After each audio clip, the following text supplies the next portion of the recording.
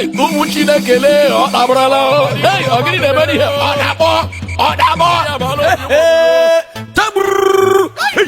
Ahamadike, Biafra. Ahamadike, Biafra. Ahamadike, Biafra. Biafra, Kwenu. Hey, I don't talk before. When I know why here. When I come block on here, say I know why here. No problem. When the war starts, we go know who be who. Biafrans.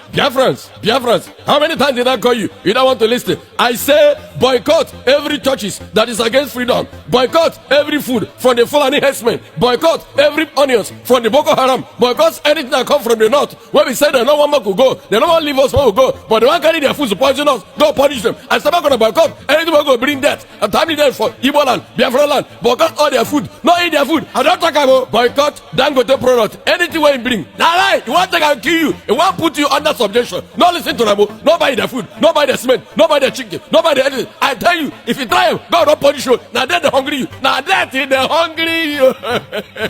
Let's I forget. Make I ask now one question. Jumama and Emeka. Make I answer me this question very carefully. Land did not finish for Sabah. He did. Land did not finish for Wede. He did. Land did not finish for Anambra. He did. Land did not there Port Harcourt. He did. Land in order, why when I deceive myself, saying only Yoruba land and Hausa land when I go build the whole match when I go get in the whole world. Now, crazy the world now. When I decrease, may God forgive you now. Make I come back home. I don't talk about. I say boycott every food from Hausa. Boycott their kuli, boycott their suya, boycott their sugar cane. You don't block your ear, say no one here. One day, I tell you, one day, very, very soon, they could roast human being like a suya, give you for me to go chop up from Hausa, go this and I limit. I don't talk about. No one listen. Take time. Biafrans.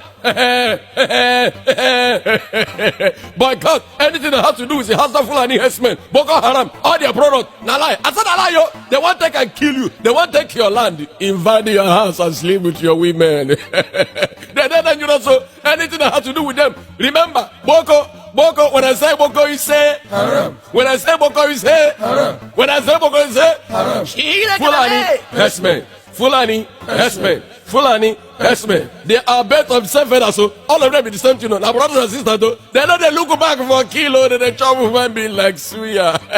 That's how I did not tell you. Any Igbo man, any Biafra man, where you make investment for North, for Kanu, for Sokoto, for Medugri, Taraba, anywhere where you get investment. Sell and come back home, die no day. They won't kill you. Boycott anything that has to do with Hausa. They are dangerous. No, sir, I did not tell you. They say they be get a man, no take them more. They say they do pedicure, they do manicure. They want clean your leg, they want clean your house. No grill, they want kill you. They go chop you. Not only that one, including their food and their product and anything that has to do with them. Anything where one consign them, not them. Not only that one, if you not say they for Lagos, if they go to the Baba church, if they waste your time, carry your time, they pay, they throw your money up and down. Sell the whole property where you go there. Go back home. They don't want you. They don't want you. You know one listen. The people where they bring on this message in a Biafra Referendum Media Group worldwide under the leadership of Mazen and the Kane Ohamadike Biafra one of Biafran land. Thank you, Kemesia.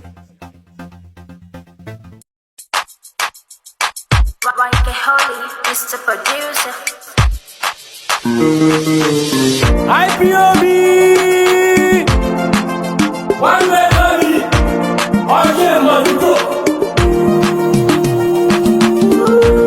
All we need is freedom. All we need is freedom. All we need is freedom. It's not by force to be together. It's not by force to be together. All we need is freedom. All we need is freedom. It's not by force to be together. Naturally, Biafra go. Let my people go. Naturally, Biafra go. Naturally, my people go. Naturally, my people go. Yeah, let my people go. Yeah.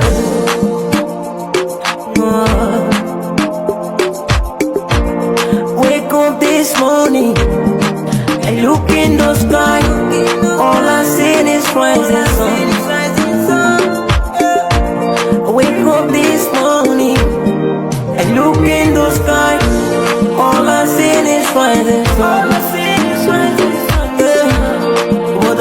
Choloma. Obono Chuku na Nolua, the land of the rising sun. Yeah, let my people go. Yeah, let my people go. Ekele na de kalo, for making us to know what freedom is all about. Yeah, ekele na de kalo, making us to know what freedom is all about. What freedom is all about. Yeah, ekele na de kalo, making us to know what freedom is all about. Blessing at all, make a leggy. Oh, Pakistan, Kisike. Oh, no, my BIAFRA, we are not fighting for war, but freedom. All we need is freedom. And they can't all make a leggy. Oh, no, my people, all make a leggy. Oh, no, the Kuri, all make a leggy. Oh,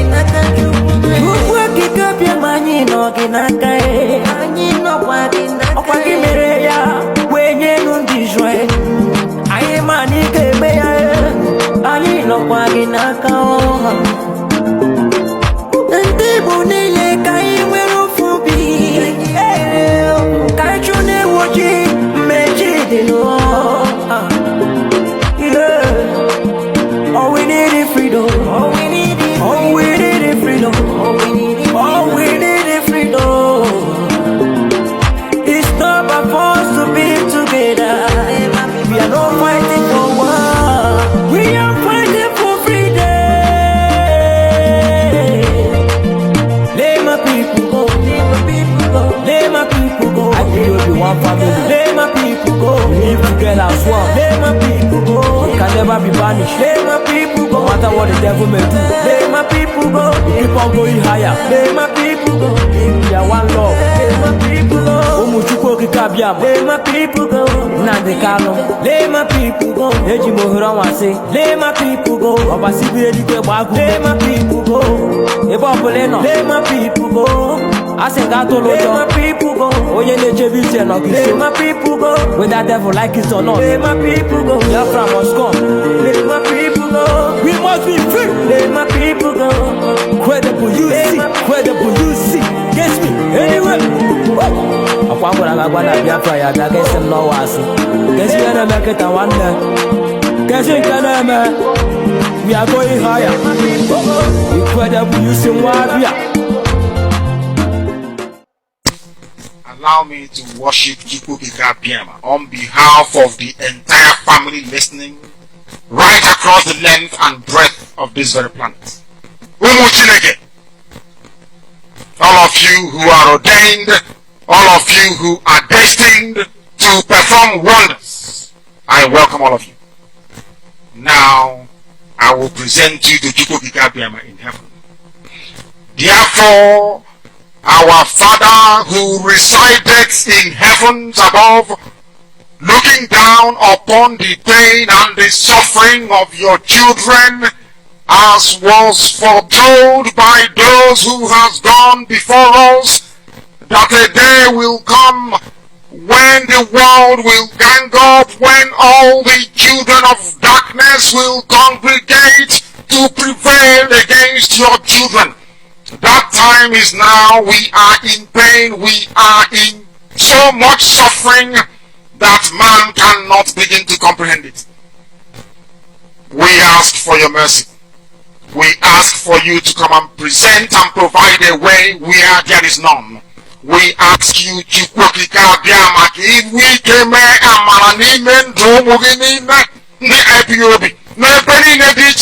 Ipob Rue penny na o wasotu. Kige magi na bela gi bi kobaso ha. Opoti na kendo ha. Opasu eligwe. We call upon you this evening. The vultures are congregating. The saboteurs are rising up. We are beginning to identify them. And we are dealing with them. We ask you to give us the strength. We ask you for courage. We ask you for every ounce of determination and resolute. Make us as hard as steel, as only you can do. Baptize us in your word, in your knowledge, in your truthfulness, and in your strength. Make it impossible for our enemies to come close to us. Destroy them before they come very close. We will be tempted, of course. Our defenses will be tried without a shadow of a doubt. Sometimes there may be breaches, but in the end we prevail because that is your word and that is your promise. This evening we hold on resolutely to that very command of yours. Your own spoken word. The word that you gave to your children when you said to them that they should not worship any idol, they should not bow before any graven image. We have made mistakes in our lives. We have bowed before European idols. We have done everything but worship you in truth and honesty. But now, having realized the errors of our ways, we present ourselves before you, that you may do with us as you please. So it was prayed thousands of years ago. That same prayer will re-echo because we are nothing without you. We are nothing without you. We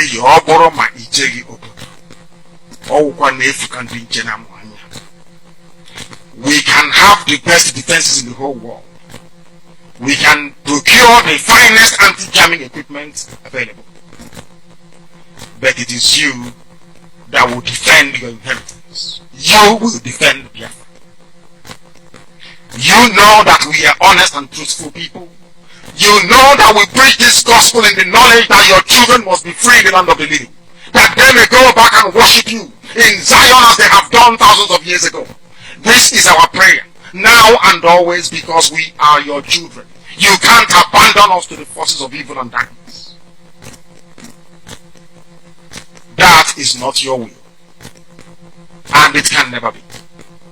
That is why today, tomorrow and always, as you have called us to undertake this very monumental and a big task, as you have determined that your word must be preached in the land, that very land you gave to our ancestors thousands of years ago, so shall it be done in our lifetime. Allow us to be worthy to serve you. Allow us to be considered worthy to serve you. You know we speak the truth. Our enemies are liars. They are cheats and they are killers. They are bloodthirsty bastards, all of them. All of them bar none. They have brought their lies to bear upon all their dealings. Their tongue is very spiteful against those of them who are righteous before your sight. Please don't allow shame to befall your children. Don't allow shame to befall your name, because we answer your name, we bear your name. That is why today we make this very prayer in the sure knowledge that Biafra will be restored as your own kingdom upon the face of the earth. That you will be worshipped every blessed day of our lives, as our children will do, and so will their children. Until time everlasting we have prayed in your name. He said.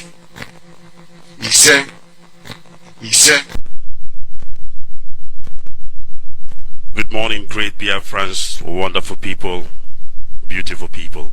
I welcome you this morning. Of course, it is yet another day that Chukwu Kikabiama have made, and today, of course, being the 7th day of May 2019. Today is a Tuesday, and the time standing here right now is 10:34 a.m. in the morning. And of course, wherever you are hearing the sound of my voice, it should be 34 minutes past the top of hour. And of course, if you are in Biafra land, of course, it should be 2 hours difference, and it should be saying 8:34 a.m. in the morning. And of course, we have come once again to do the needful. We have come once again to propagate this gospel according to the restoration of the sovereign state of Biafra. Therefore, I want to urge eminent Biafrans, wherever you are this morning, wherever you are hearing the sound of my voice, to please begin to gather around, because we have gathered this morning so that we can all together make this program worthwhile. Therefore, I welcome you this morning once again. We have prayed this morning, and of course, what is left is to invite Biafrans wherever they are. What is left is to ask Biafrans to gather around, because this is a breakfast show. And of course, the breakfast show is not complete if Biafrans did not gather around the table. Therefore, we must gather around the table this morning. Therefore, permit me once again to welcome you to this auspicious, of course, broadcast of Radio Biafra Middle East. And of course, you know it by now that Biafra is rising. Alright, without wasting any time, my name is Mazi Ikechukwu, and of course I hail from Olo in Imo province of Biafra land. I came from a village called Omowa, and of course I've told you that Owa means the light. We are the children of light. Biafrans are the children of the light. And of course, this morning we are going to manifest that. Therefore, without any waste of time, let us welcome Biafrans and let us say, hello, motherland. Tell me how you're doing. Hello, motherland. Tell me how you doing. Hello, motherland. Tell me how you doing. Hello, motherland. Tell me how you doing. Hello, motherland. Tell me how you doing. Anyoma Ibo. Hello, motherland. Tell me how you doing. Anak. Hello, motherland. Tell me how you doing. Efik. Hello, motherland. Tell me how you doing. Ibudro. Hello, motherland. Tell me how you doing. Idoma. Hello, motherland. Tell me how you doing. Idebe. Hello, motherland. Tell me how you doing. Igala. Hello, motherland. Tell me how you doing. Ala Ibo. Hello, motherland. Tell me how you doing. Ikwere Ibo. Hello, motherland. Tell me how you doing. Itsekiri. Hello, motherland. Tell me how you doing. Iseko. Hello, motherland. Tell me how you doing. Bufo. Hello, motherland. Tell me how you doing. Ogoni. Hello, motherland. Tell me how you doing. Urobowade. Hello, motherland. Tell me how you doing. Hello, motherland. Tell me how you doing.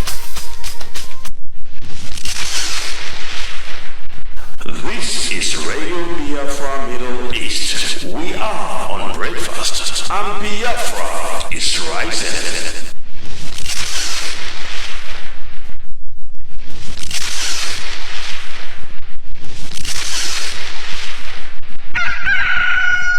The sun is rising, and Biafra is rising. What are you ready for?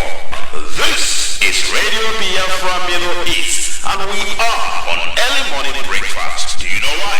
Biafra is rising.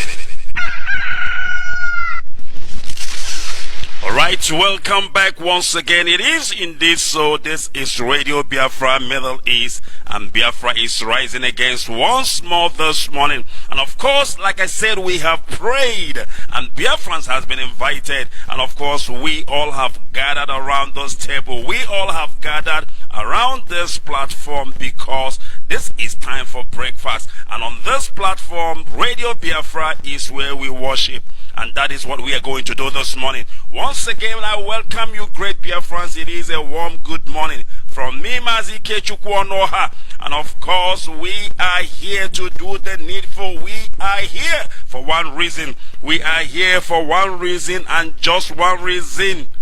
Only one reason, that's why we are here. And in case if you don't know the reason why we are here, in case you are still doing a guesswork, you don't understand the reason why you are here, the reason why you are still alive, the reason why you still exist, let me help you this morning. To hear that you wake up. We are here to ensure that the death of 3.5 million people is not forgotten. Do you understand that we are here to ensure that the death of 3.5 million of one month can 3.5 million on the kaneku ajamobungwa here? This is human being with flesh and blood, whom their life were snipped away at their early stage. We are here to remember them. We are here to ensure that their legacy is not forgotten. We are here to ensure that whatever they have done in the past is concluded. They had a vision, and the vision was the land, my goodness me, that flows with milk and honey. Remember, Biafra was declared, and these people were murdered. And we want to bring and restore back that nation that was declared, which is the Republic of Biafra. This is the only way their spirit will rest in peace. This is why when a comrade passes on, when a fellow freedom fighter passes on, I don't say rest in peace. No, freedom fighters don't rest in peace. No, freedom fighters live on. Soldiers live on because they have a purpose.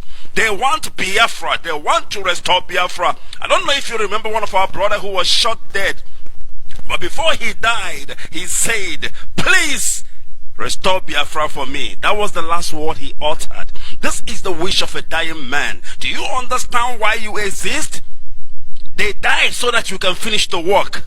If you think that it is business as usual, you're making a very big mistake. Our people who passed away, our people who gave their life, our people who paid the ultimate price because of this agitation, because of this quest to restore Biafra, they have one wish. They have one purpose. And of course, if you can hear them now screaming, if you can hear their voices, they are saying, restore Biafra. So don't you think that we will just relax. We will not relax because I hear voices on the street. And the voices that I hear on the street, they are crying. These are the voices of Biafrans. These are the blood of Biafrans who were slaughtered, crying, screaming, restore Biafra, restore Biafra. And that is the reason why we exist, that the death of 3.5 million people will not be forgotten. In the land of mysteries, and the time of sorrows, the destiny of a great nation rested on the shoulder of a young man. His name, Mazi Nnamdi Kanu. His name, Mazi Nnamdi Kanu.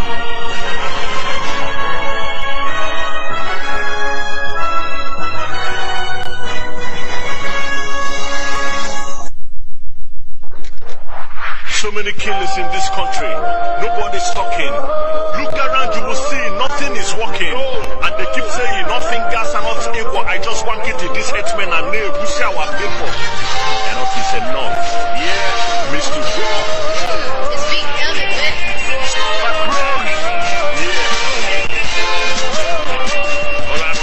I hear voices from the streets. Father, please, can you help us get up on our feet? Shot fired, I repeat, shot fired. Someone is dead, followed by a bomb blast. Kaboom, on fire, the bloodshed. Time, I must up you. And we go walk out with no dress, with a painful heart. RIP to all the body soldiers and to all those who lost their loved ones, please take heart. I don't know where we got it all wrong or how we go take start. See, now mission impossible, but still some geared up. Now what's in our forefathers build up, where them they tear up. Now tell me, how am I supposed to cheer up whenever I look at the man in the mirror? All I see are teardrops, recess in my eyes, bro. I cannot see things clearly. I pledge to my country because I love my own people dearly. They say if you want peace, go to war. But people to tell me what exactly are we fighting for? I hear voices.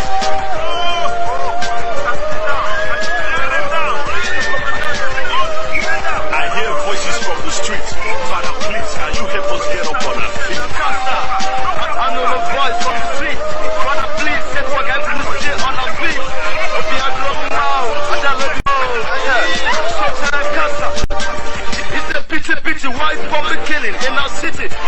summertime, if I'm not pussy, hissy. You promise us sensing, if I'm not pussy, killing.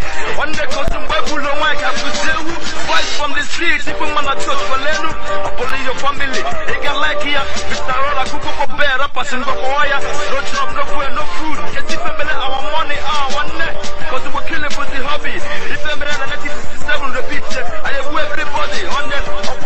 I wonder why this is I speak for the street, forget some not in the proof. Mr. Put me on, I can't wait them. I wonder why killing from it, traumatizing one session. Let her be long, let her be sound, let her be hope. No more homie, one day let her be peace and our next is gone. Watching that shit, watching my son, man. I don't know voices.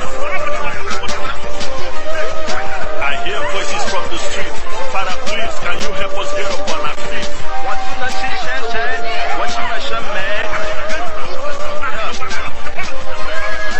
I hear voices from the street. Father, please, can you help us get up on our feet? In the land of mysteries, and the time of sorrows, the destiny of a great nation rested on the shoulder of a young man. His name, Mazi Nnamdi Kanu. His name, Mazi Nnamdi Kanu.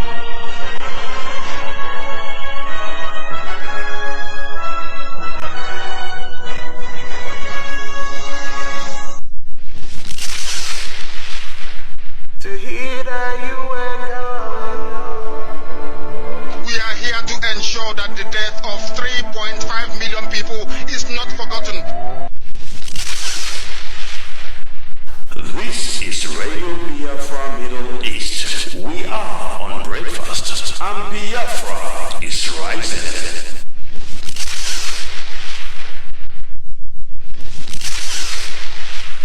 The reason why we exist is to ensure that their memory, that they can never ever be forgotten, that their memory will linger on forever, that as long as man walks this earth, this world will remember the 3.5 million people that they killed, men and women that did nothing, children that were innocent.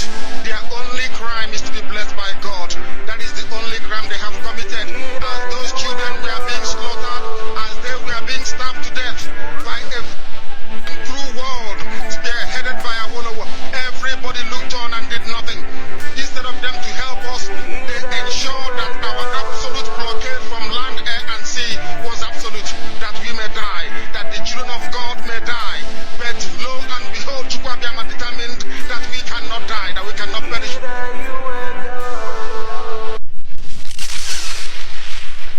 This is Radio Biafra Middle East. We are on breakfast, and Biafra is rising.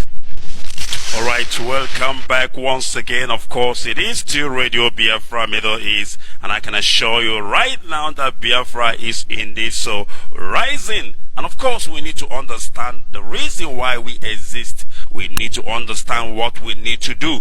We need to understand the mantle that has been bestowed on us.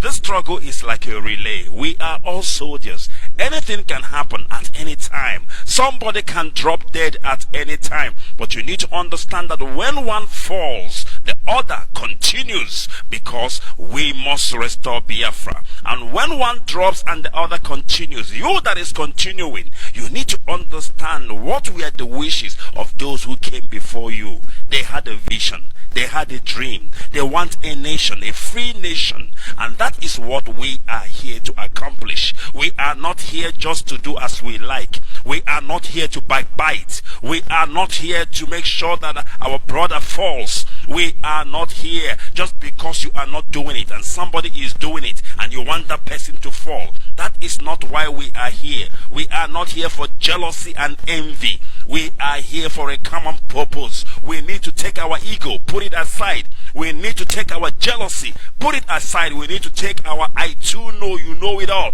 put it aside. There is one thing that unites us. We did not come to kiss and make up. We come to restore Biafra and nothing else. There is one thing that unites us. Even though we don't agree over things, even though we don't even like each other, there is something that both of us like, and that is Biafra. I'm not even talking about like, because like is understatement. I'm talking about love. You love Biafra. I love Biafra. Forget about how you feel about me. It is not important. Forget about how you feel about your brother. It is not important. Oh, he doesn't know how to do it. Oh, he is not doing it well. It is not important. What is important is that thing that we have in common. It's like we started up a business. Both of us, in as much as we have our own differences, we all want our business to survive. We want our business to succeed. And this is why we will not work against that business. Because when we start working against that business, that means we are shooting ourselves on the foot. If you want your brother to fail just because you don't like him, if you want your sister to fail just because you don't like him, that means you are shooting yourself in the foot. Because in this struggle, Biafra is the only thing that matters. Biafra is the only thing that matters. Our people from the riverine area, when they speak, worry to be precise, they will tell you, I no look face, so I no see face. Absolutely. In this struggle, we no look face. We no see face. The only thing that we see is Biafra. The only thing that we talk about is Biafra. The only thing that must survive is Biafra. The only thing that will overcome is Biafra. The only thing that will be on the top of agenda is Biafra. The only thing that will be a priority is Biafra. Just because you're occupying a post does not mean that you are blocking the whole way. Does not mean that you are everything. No, there is something that is greater than you. There is something that is greater than me. There is something that is greater than all of us. Something that is greater than even our leader Mazen Nnamdi Kanu. And that is Biafra. That is the only thing that matters. And that is why we must always allow Biafra to be on the top of the agenda. That is why we must take how we feel about somebody, put it aside, and allow Biafra to reign. Allow Biafra to reign supreme, because that is why we came together. We came together under this umbrella, the indigenous people of Biafra, under the leadership of Mazen Nnamdi Kanu, to do just one thing. Only one thing. You see everything we are doing. You see all the demonstrations. You see all the protests. You see all the activities we are doing. We are doing them just for one thing. What is that one thing we are doing it for? Biafra. Period. Nothing more, nothing less. It is not about your ego.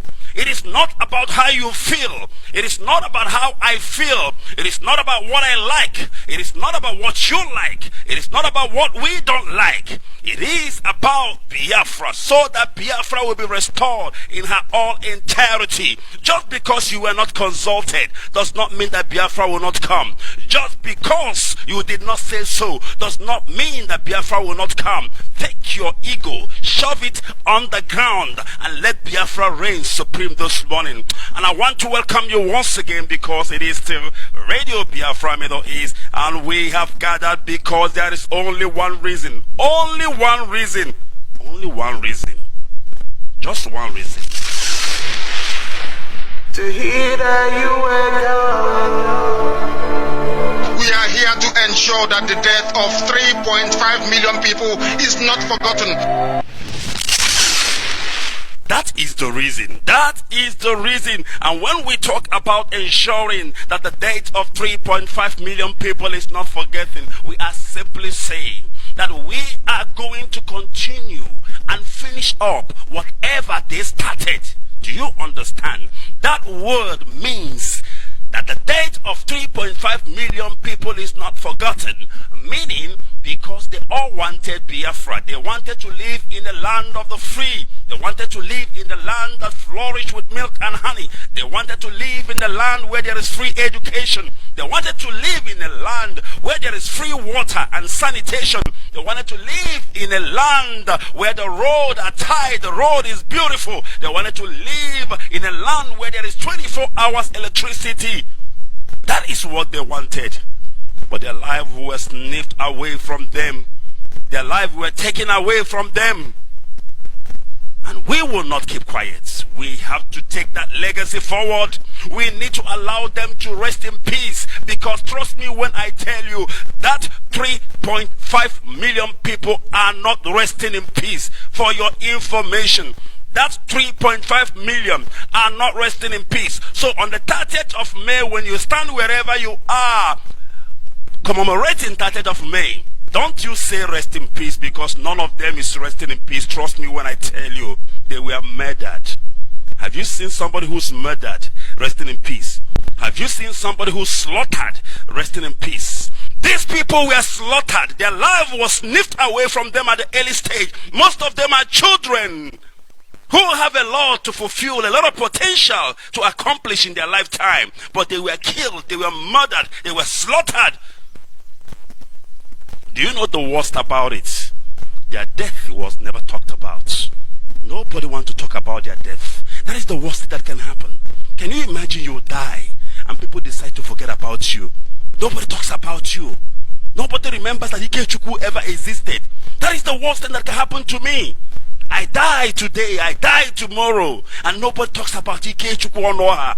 That is the worst thing that can happen to me. But that is exactly what is happening to our people. Not until Mazi Nnamdi Kanu came and said, no, it will not be. They must be remembered.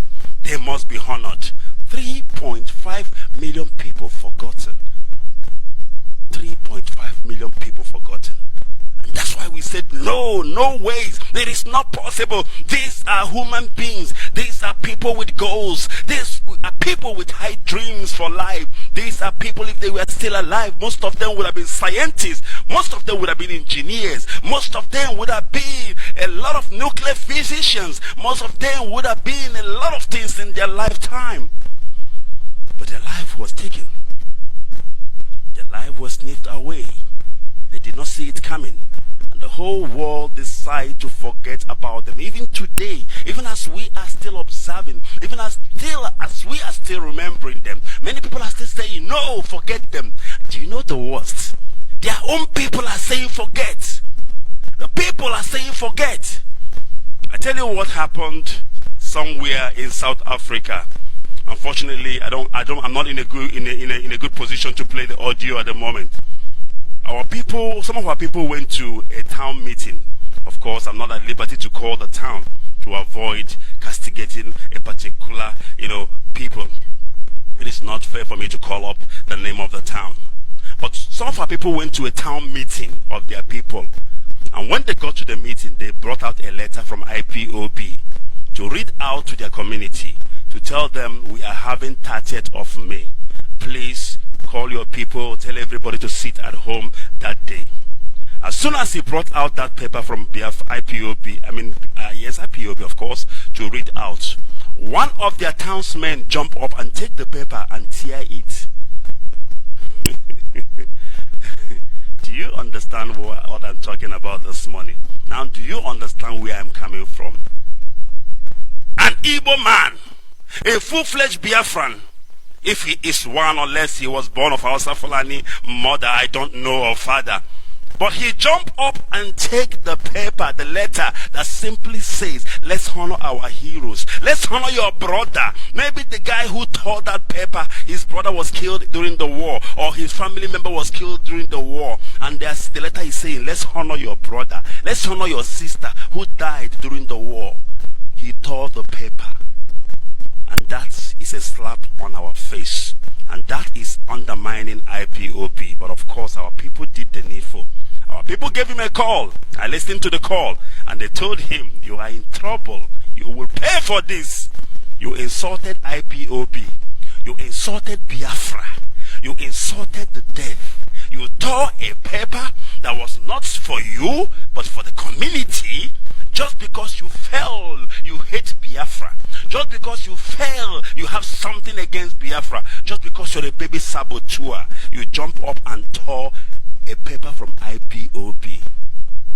I like what our brother told him in that conversation, because I was opportune to listen to that conversation. Our brother told him, you are from this place, right? You will pay for this. You will receive your punishment. And trust me, when we make threats, we don't go back. You cannot tear that paper and get away with it. It's unacceptable, because Biafra land belongs to the indigenous people of Biafra, not to saboteurs. For your information, special announcement: Biafra land belongs to the indigenous people of Biafra. Anybody who is a true Biafran, born of Biafran DNA, born of a Biafran blood, you are an indigenous person, and Biafra land belongs to you. under the leadership of our leader, Mazen Nnamdi Kanu. Forget about the baby saboteurs. Forget about Ohanes and Doshi and Diama. Forget about the useless Southeast or whatever they call themselves governors. Of course, their tenure is coming to an end and they will war. And we will continue restoring Biafra land. I'm not even worried about those useless people because they are not going to be there for forever. Their governorship or their tenure is just for a while. And they will zuzuru out. And of course, we will reclaim our land. And they can go to the north and meet their paymaster at the caliphate. So what am I talking about? That the worst thing that can happen to you is that you died and nobody talks about you. That the worst thing that can happen to you is that you died and nobody remembers your memory. That is terrible. That is terrible. And that is what has happened to our people all these years. Nobody spoke about Biafra genocide. The whole world turned a deaf ear. The whole world looked the other way. The whole world looked the other way even when we are being slaughtered. And after we have been slaughtered, they want to hide it under the carpet. And our leader Mazen Nnamdi Kanu said, no way, we are going to remember our people. We are going to honor them. We've been doing it. It's not the first time. It's not the first year, not the second year. And we're still going on. And you must remember one thing. Each and everywhere, every year rather, whenever we want to remember our heroes, the saboteurs always like to shine. They like to use IPOB to shine so that their caliphate masters will know that they are working. Shameful men. Men without honor and dignity. You always want to shine with your people. Fulani herdsmen are busy killing. Who stopped Fulani herdsmen in our land? Who stopped Fulani herdsmen in Anambra? Wasn't it IPOB under the direction of our leader Mazen Nnamdi Kanu? Where were the Ohanes and Doshi and Diama? Where were the Southeast and South whatever governors? Where were they? They cannot shine with Fulani herdsmen because they know that is no-go area. They want to shine with IPOB. But you know what? We are always 7 steps ahead. Even before they start, we have already gone there. Because at the end, we always win. This is why we are IPOB, the indigenous people of Biafra. We are still standing. And we will still be here until Biafra is restored. And we will know who owns the land. Alright, good morning once again, great Biafrans, wonderful people. Of course, our time is moving, our time is running, and we must continue because we have to do the needful. Because this is why we are here, to ensure that the death of 3.5 million people in counting is not forgotten, starting from the Civil War up until today, because our people are still being killed, our people are still being slaughtered as I'm talking to you. Even though the world decides to look the other way, we will not look the other way. We know who we are. We know our people. We must ensure that their memory is not forgotten. We must ensure that their memory is honored. We will not forget our heroes. If we forget our heroes, then we are lower than an animal. Animal is better than us if we forget our heroes, because even the Western world, they remember their heroes. And Biafrans will remember their heroes. 30th of May is going to be great. Trust me when I tell you, because this is Biafra land. This is Biafra. If you try to stop us, God help you, because you will be crushed. It's as simple as that. And this is Radio Biafra Middle East, and of course, let us see what we have, because this morning, I want to do something quickly. And I tell you what I want to do, because the countdown to 30th of May has just begun. That's right, the countdown to 30th of May have just begun. I don't know if you heard me, but I'm going to repeat myself. I love repeating myself so that you will hear me. The countdown to 30th of May have just begun in earnest. And this morning, what are we going to do here on Radio Biafra Middle East? Some of us, most of us, we lost somebody in the struggle. We have lost somebody in the struggle. Maybe during the war. Maybe after the war. Maybe before the war, because remember that the killing even started before the Civil War, before the genocidal war. It's not a civil war, it's a genocidal war, because when they call it civil war, it looks like, yeah, we were fighting. No, we were not fighting. They were slaughtering us and we were defending ourselves. That is what it is. Many of us lost people. And this morning, if you have lost anybody during the Civil War, before the Civil War, or after the Civil War, or even presently in IPOB protests in Paul, Igbo, wherever, when I open my line this morning, I want you to come up on air. Tell us who you lost. Tell us how it happened. Remember, when you are talking about them, you are remembering them. The reason why we are doing this is because talking about the dead means remembering the dead. Talking about somebody you lost means you are remembering their memory. Talking about them means you have not forgotten them. Maybe they died 50 years ago. That was a long time. But you're talking about them now. Do you know what it means? You are honoring their memory. So that is what we are going to do this morning. So when I open the line, I want you to give me a call. Tell me, did you lost anybody so far? Of course, as IPOB family, we know we lost our people. But if you have lost somebody who is so close to you, maybe your father during the war, maybe your mother, your sister, your brother, or in the north, or wherever you have lost somebody, this morning I want you to call Radio Biafra Middle East, and of course tell us who you lost, tell us how you lost them, and tell us what their death means to you, and tell us what their death has propelled you to do even now, because most of us who are in this struggle, trust me, it is what happened in the past historically that has propelled them to action, that has made them to be the hardcore that they are today. I never knew that Femi Kayode, I was wondering, why is this man so, hardcore in the issue of Biafra and all this thing? I didn't know that his father, Femi Kayode's father, was, I don't want to get the story wrong or whatever, but he's somehow associated with Biafra issues. I don't know if he fought in the war or he was, I don't know, but I know he was in the side of Biafra. Femi Kayode's father, he was an army officer. So what am I trying to say?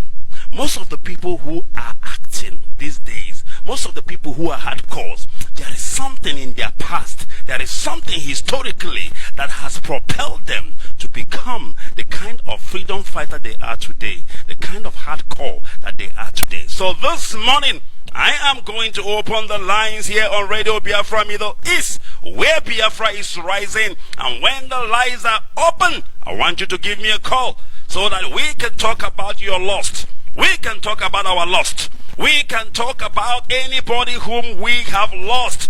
We are remembering them. This is Remembrance Month. Remember, you don't have to wait for 30th of May to start remembering them. We have started already because this is a Remembrance Month. Therefore, we are going to remember them. So you call me, you tell me, because this is Radio Biafra Middle East. And if there is anything that we do best, trust me when I tell you, we get Biafrans talking. To hear that you were gone. We are here to ensure that the death of 3.5 million people is not forgotten. This is Radio Biafra Middle East. We are on breakfast, and Biafra is rising.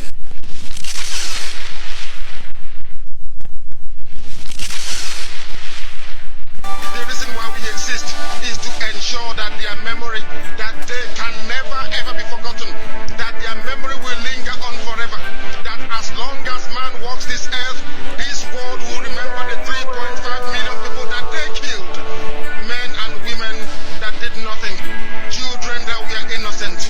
Their only crime is to be blessed by God. That is the only crime they have committed. As those children were being slaughtered, as they were being stabbed to death by a cruel world spearheaded by Awolowo, everybody looked on and did nothing. Instead of them to help us, they ensured that our absolute blockade from land, air, and sea was absolute, that we may die, that the children of God may die. But lo and behold, Chukwuabiama determined that we cannot die, that we cannot perish. Alright, it is Radio Biafra Middle East, and don't forget, Alright, our competition is still ongoing, and I'm gonna give you once again the question of the day. If you know the question, you can also call us once our lines are officially open and give us the answer. Listen, I can assure you the prize is mouth-watering. What did I say? The price is mouth-watering. This one is not 500 naira recharge card.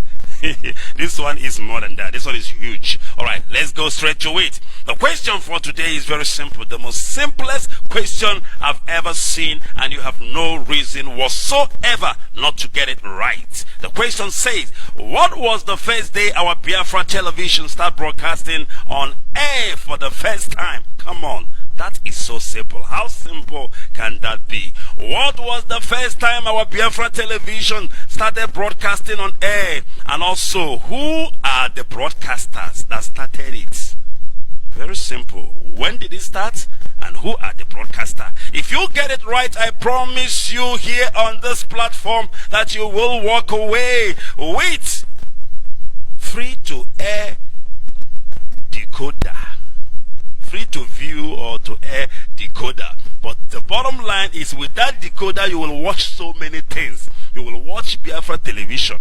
You will even listen to Radio Biafra on that decoder. So what are you waiting for? Get cracking and give me the answer. You might be lucky and you might walk away with this mouth-watering offer. Alright, we will take a quick break, and when we return, we will go straight to the line without any hesitation. And of course, Pastor Chris will be joining me this morning as always. But for now, let us take a quick break. Do not go away. You don't want to go away. You want to be here and witness Biafra rising. To hear that you were We are here to ensure that the death of 3.5 million people is not forgotten. This is Radio Biafra Middle East. We are on breakfast, and Biafra is rising.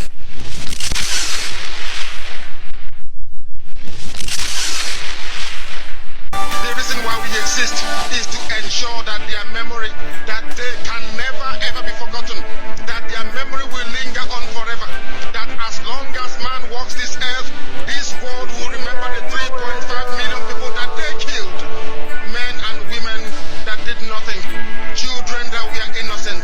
Their only crime is to be blessed by God. That is the only crime they have committed. As those children were being slaughtered, as they were being stabbed to death by a cruel world spearheaded by Awolowo, everybody looked on and did nothing.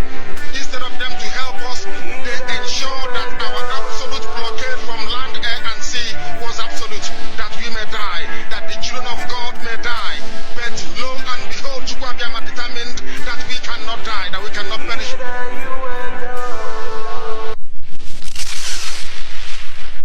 This is Radio Biafra Middle East. We are on breakfast, and Biafra is rising. Alright, welcome back. Biafra is rising indeed so. And the reason why we are here has been spelled out for us here by our Supreme Leader Mazen Nnamdi Kanu, to ensure that the death of 3.5 million people is not forgotten. People were massacred left and right, even those we remembered and those we don't remember. But this morning I want you, please come up on air and tell me, who did you lost? If you have lost anybody so close to you, even now or before the war, this is your opportunity, of course, to air your view, of course, to open up your heart, to remember your lost. I know we lost people together as IPOB, countless of them. But I know also that most of us from our families, we lost even brother, sister, and so on. You have an opportunity. We thank God for our leader, Mazen Nnamdi Kanu, who have given us this opportunity to remember our death. We thank Chukwuoki Kabiama, who have given us this opportunity. Let me tell you, it is a privilege. It is an honor to remember our loved one, our lost one, because even if the whole world forget them, we will not forget them, because they are our own. My people say, Ozu Sibisi, Enyikanwa Nala. Do you understand? Ebesianama Ibrulawa Nobi. That is what it is. And we are going to do the needful. We are going to respect our heroes. This is all you are going to be hearing from Azike Chukwu this whole month. If you're expecting any other thing, you are mistaken. It is all about our heroes, our heroines. They deserve everything they get, even better. We will, of course, talk about them this whole month because the countdown have just begun. All right, it is still Radio Biafra Middle East. Our lines are officially open. And, of course, I have Pastor Chris joining me on Skype this morning. And also our competition as well is open. You are at free liberty, of course, to call Radio Biafra and tell us what is on your mind. Tell us who you lost. And of course, if you know the answer to the question, you can also answer it because Biafra is rising this morning. Let's go to Pastor Chris and know how he is doing all the way from Cambodia. My goodness me. Good morning, Pastor Chris. Biafra is rising. Yes, good morning. I'm trying to introduce your location. I'm trying to introduce your location with GPS. Please go ahead. Okay, just better do. It's not in short, it's not difficult. You can see it immediately if you press the right button. but to get there is difficult. That's the problem. To get to Cambodia, okay. How do I go? Do I fly or do I ship? Tell me because I don't know. Go ahead, please. You can go there by land as well as a foot soldier. You by can land, come by fly, but by yes. land. Will I pass Libya? Yes. Because anything that involves passing Libya, I don't want to go. No, you don't need to pass Libya. Thank you very all much. You need to pass is just when you pass Thailand, you get there, or you pass Laos. But how do I get? You say by land. By land, how, Pastor Chris? It depends on your location, isn't it? Yes. Maybe you take what do you call it? Lipopo or Orange River or whatever, just across the little mountain there by the side, you know. Pastor Chris. Yes. It's enough. Please go ahead. This your direction. Your direction is dangerous. Please go ahead. No, yeah, you know why I no. Just do you know why I'm stopping you? Do you know why I am stopping you? Before people think that there is a route to Cambodia and people get drowned in Limpopo River. I'm telling you. Please go ahead. You should not try it at all. That is why we need to restore Biafra. It's not easy. That's why we need to get Biafra. You're hearing me, don't try it. That's why we need to get Biafra. Yes, that is what they told us. That is what they told us when they gave us paper. We bought around 50 or 60,000 naira then in Oluwale. That is Tinubu Square, Lagos. We thought it was very easy. Pastor Chris, you know, when I wanted to travel for the first time, I was going to Italy. So they said to me, no, you don't need Italian visa.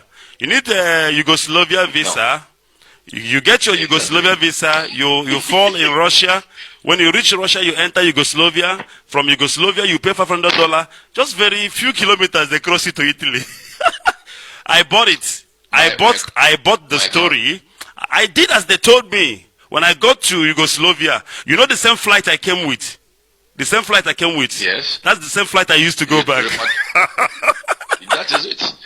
That is very simple. Do you know, before I go into today's details, this part of it, do you know about 3-4 years ago when I was in Malaysia, one good evening like that, I was going to shopping mall to get some little stuffs. I saw a brother calling me, hey, brother, hey. I just turned. I looked at him. He said that he is stranded here now. They just dropped him from the airport. They said that when it comes to this particular place where I met him, now that he will board a bus that is going to Canada. I said yes. From Cambodia.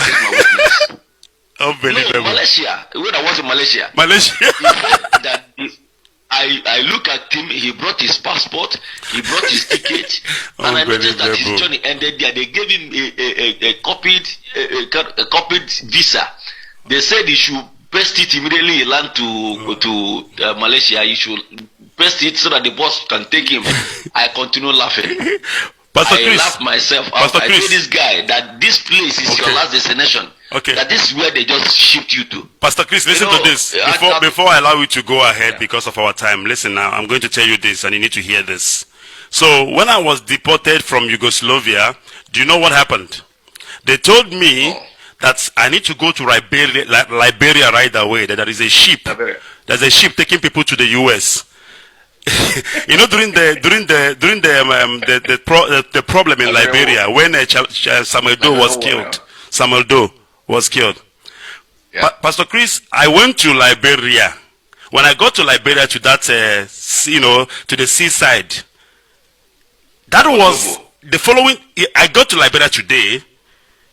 Samuel Doe was killed yesterday. I saw the table. I saw the table where they cut off his head. The blood was still there. The whole building I saw in Liberia was with bullet holes. Pastor Chris, I was so scared. I asked them what's going on. They said no, the war is still on. I see people with guns moving around the street. Pastor Chris, I said this is how I. Is that how man died? I'm waiting for the ship to go to America. This is what Biafrans are going through. It is not funny. We are laughing about it. But I tell you, if all of us can tell you their story, how they overcome, how they survived, how they made it to where they are, you won't believe it. All right, let's stop it, Pastor Chris. Let's go to the business, to the serious business, because remembering our heroes is a very, very serious business. Pastor Chris, please take us through. We are talking about the people we lost. Yeah, it is a heartbroken one. I will share a little story about how I lost 3 able-bodied men in my family. One happens to be my grandfather, who the Hausa man, because it happens to be a furniture maker. They called them carpentry that time. That was 1948 in Kaduna. So when my grandmother was sharing the news, the story, she said that they slaughtered him in her in her presence. Why not ask her what did my grandfather did?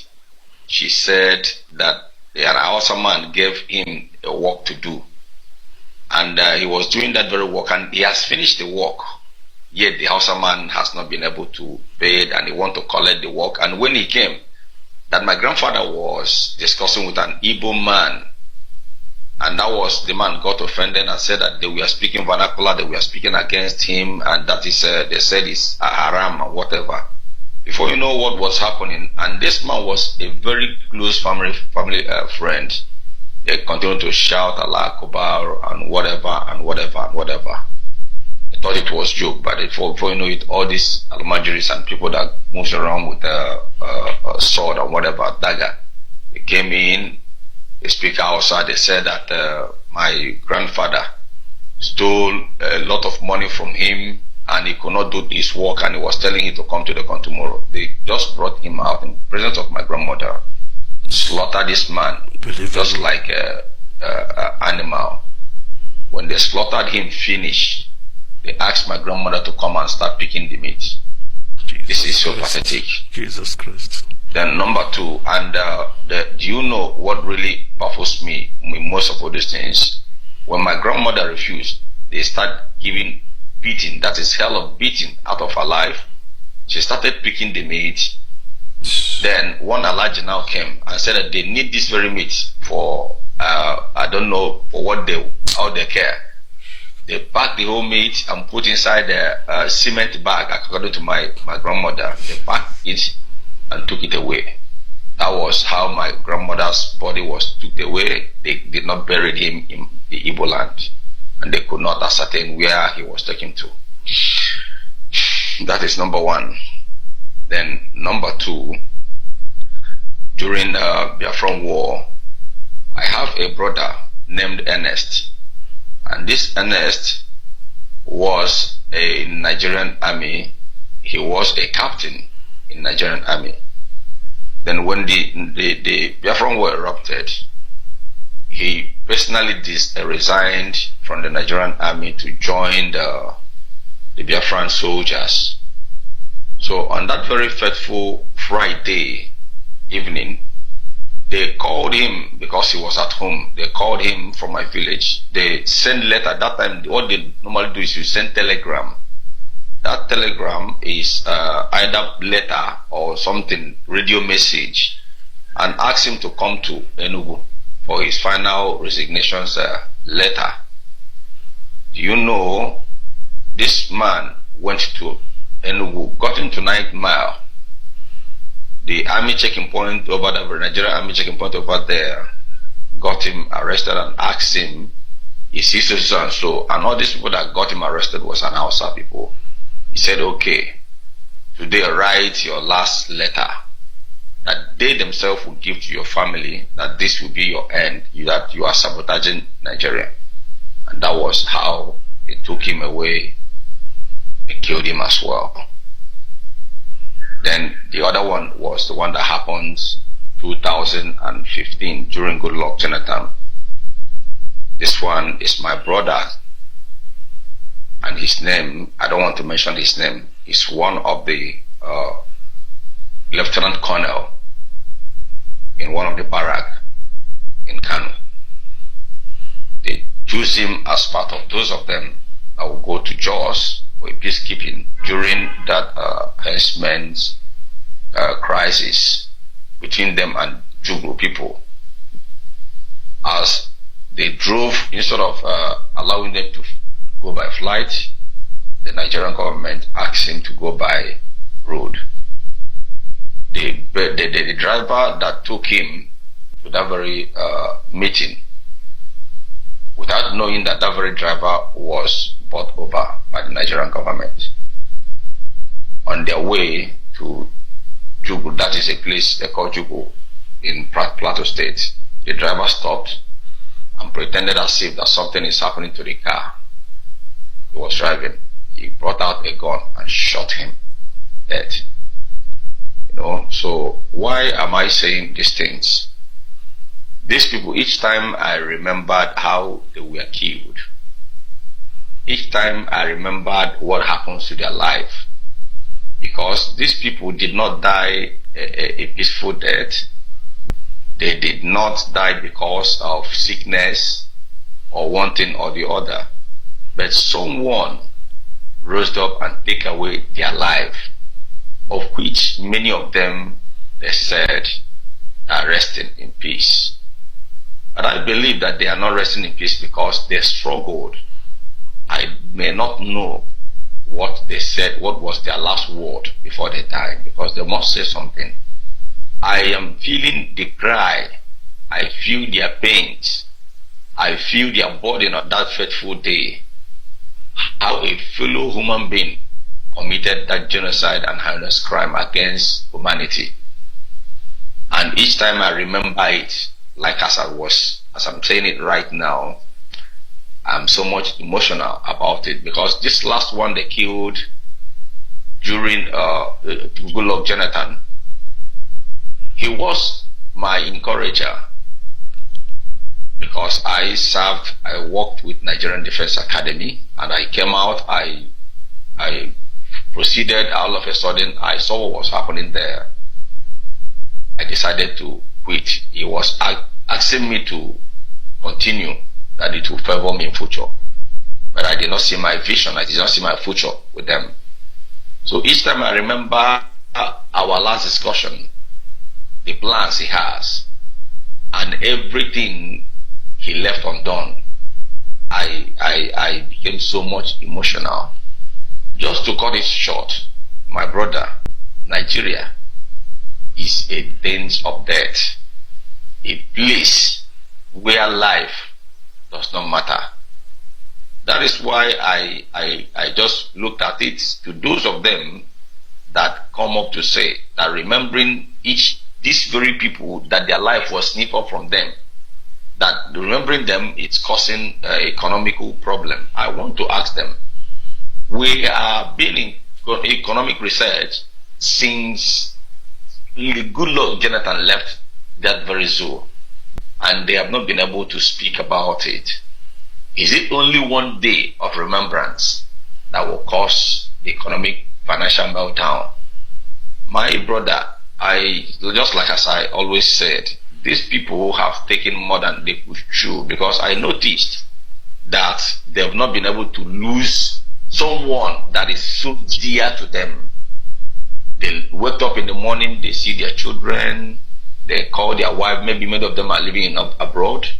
They call their wife, they listen to them, they talk to their children on a daily basis, and they steal money from the blood money from the innocent souls and sponsor their children and believe that those of their children will become someone or govern the states someday.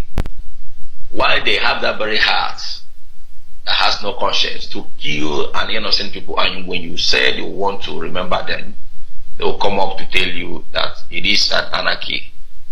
It is our time we begin to do the needful, because these people are the ones that called us toothless bulldog. And they go on and on and on and on and on and on and on, just because of the military power that they thought that is governing them. Just like as I was saying, do you know that my brother that was killed 2015, on the day of his burial, the only thing they did was 21 gun salute, and the promises they promised the dividends, the benefits they were supposed to give to him up to today, because my brother has not married yet. The family has been going from one office from Abuja to Nasarawa, from Nasarawa to Kano, from Kano to Kaduna, from Kaduna. Every blessed month they will be spending money to get that much. Up to today, that money has not been paid. Nobody has, even when you get some certain offices, they tell you that the names you're mentioning is not in the data, that they don't recognize that name here. This is someone that started from the scratch and died in the service they sent him to do. And the driver that killed him is moving freely in the street. Did you look at it? And in short, I don't know what to say, but all I'm saying is that anybody that rose up and said that we will not remember or will not commemorate our heroes, let what happens to those of our heroes begin to happen to them one by one. Let them feel the heat. Let them begin to feel the heat. Because they are governor today does not mean that they will not die tomorrow. Because they are governor today does not mean that nobody will die in their family, or they thought they are capable of taking care of everything. Death is inevitable. That is what I want to say today, my brother. All right. Hold on there, Pastor Chris. Hold on there. I just want to say one or two things. You know, speaking about it brings healing. And also, of course, we know that nothing can replace the loss that Biafrans has suffered in that damnation called the Zoological Republic of Nigeria. And also speaking about it, wherever that your brothers are today, at least they know that they are being remembered. Even the zoo he served did not remember him.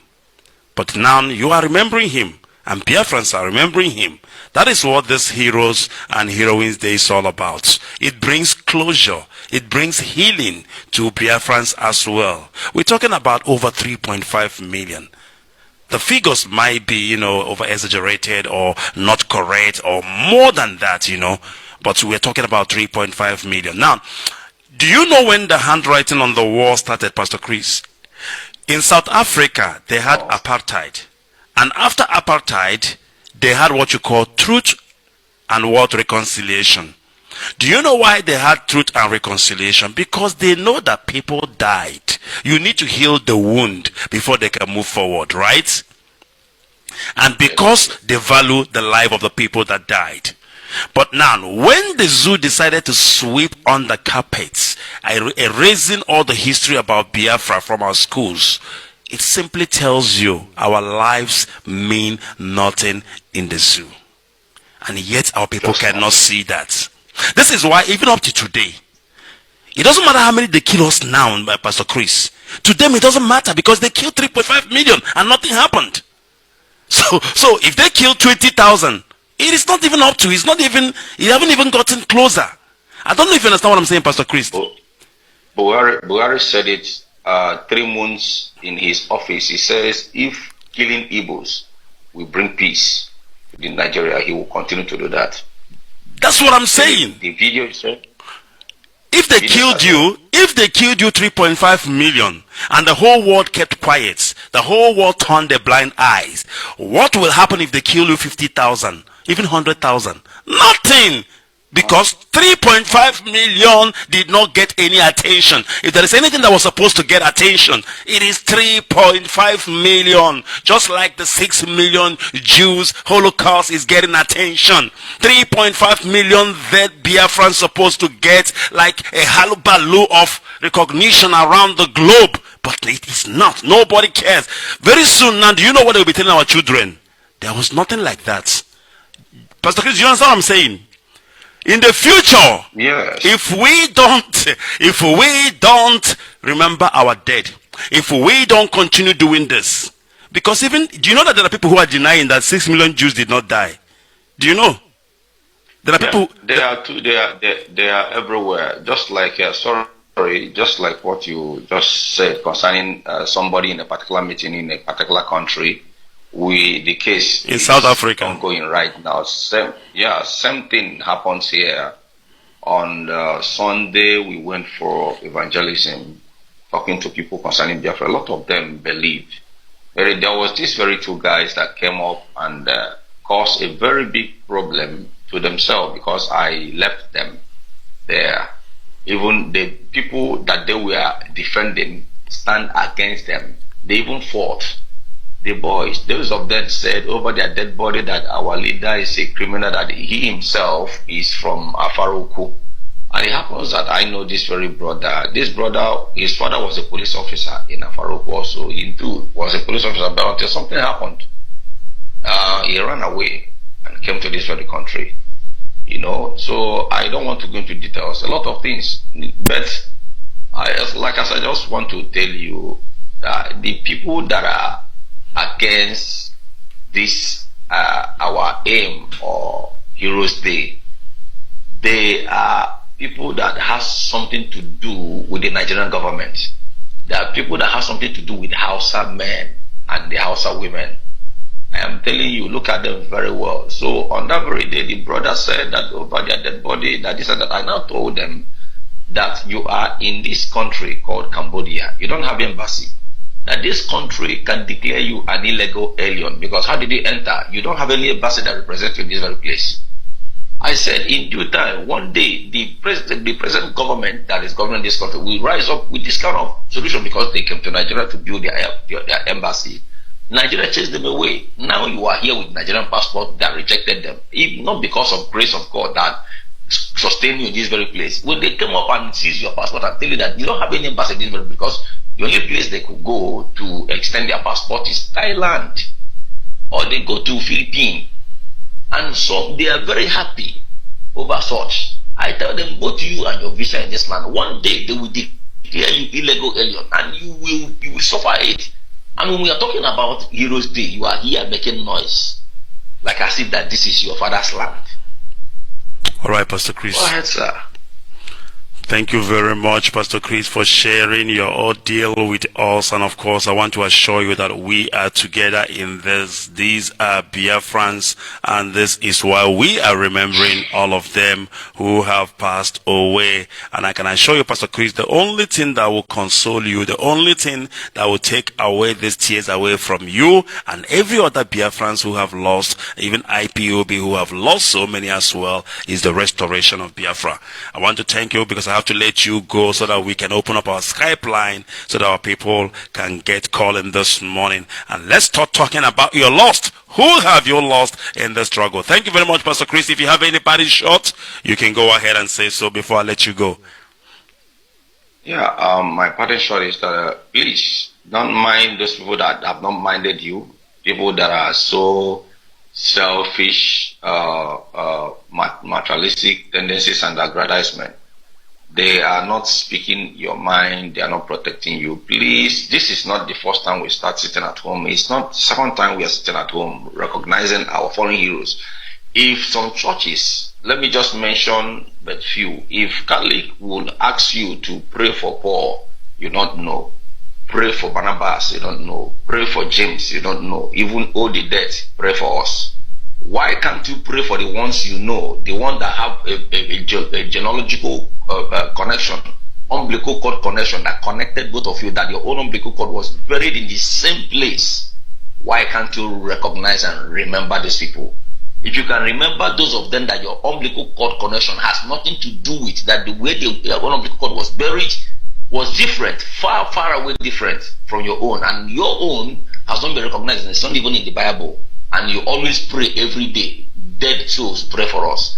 You have to begin to remember those of them that those of them killed, and honor the sit at home. You don't need to be told, you don't need to be reminded, because we know that 30th of May is our day of sit at home to commemorate our fallen heroes. So thank you very much. All right. Until I come your way again next time. Thank you very much, Pastor Chris. And of course, I welcome you. And of course, it's always a pleasure having you on this show this morning. It is a sober reflection time. It is indeed a sober reflection month. It is a sober reflection week, because we are talking about our dead, how they have been slaughtering us, how they have been killing us. And of course, we will remember them. We will honor their memory, and we will continue to do so from now on, even after we have entered into Biafra. All right, I will take a quick break, and when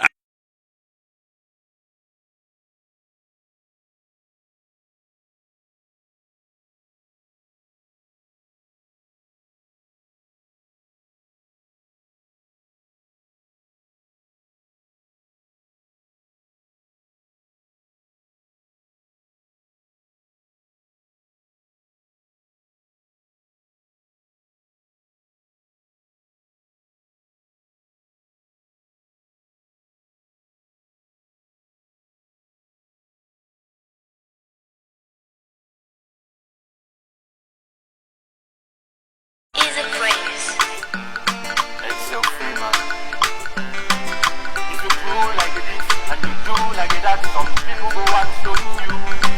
If you try to talk the truth, they go use an attempt. Cover your mouth, oh.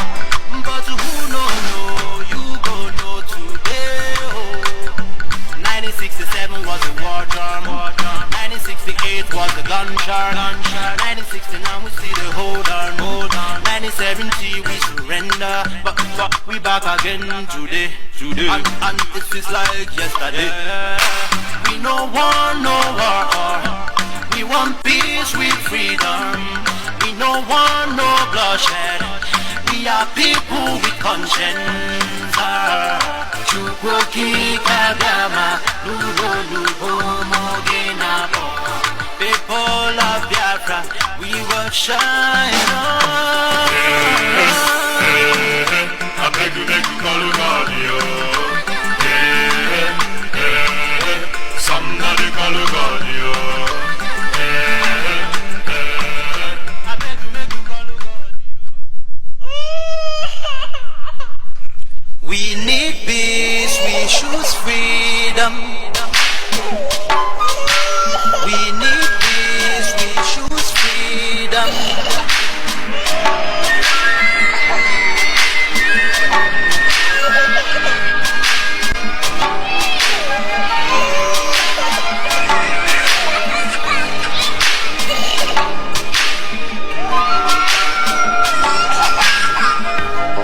There was a nation living in peace and unity. Hey, they are people with love and harmony. Oh, yeah. They saw greatness rise up to its purity. With another people of different culture, a different heritage, bias and oppressive. Oh, I see. A nation from trigger of Africa, rising with strength and might and power. In due time, nobody gonna praise us. Rather, you all gonna praise her. With your flag, with your flag, with your flag, with your flag. Yeah. Let the tears of our mothers who lost their children be heard. Let the blood of our heroes speak from now till forever. Let the whole wide world know Biafra is our home.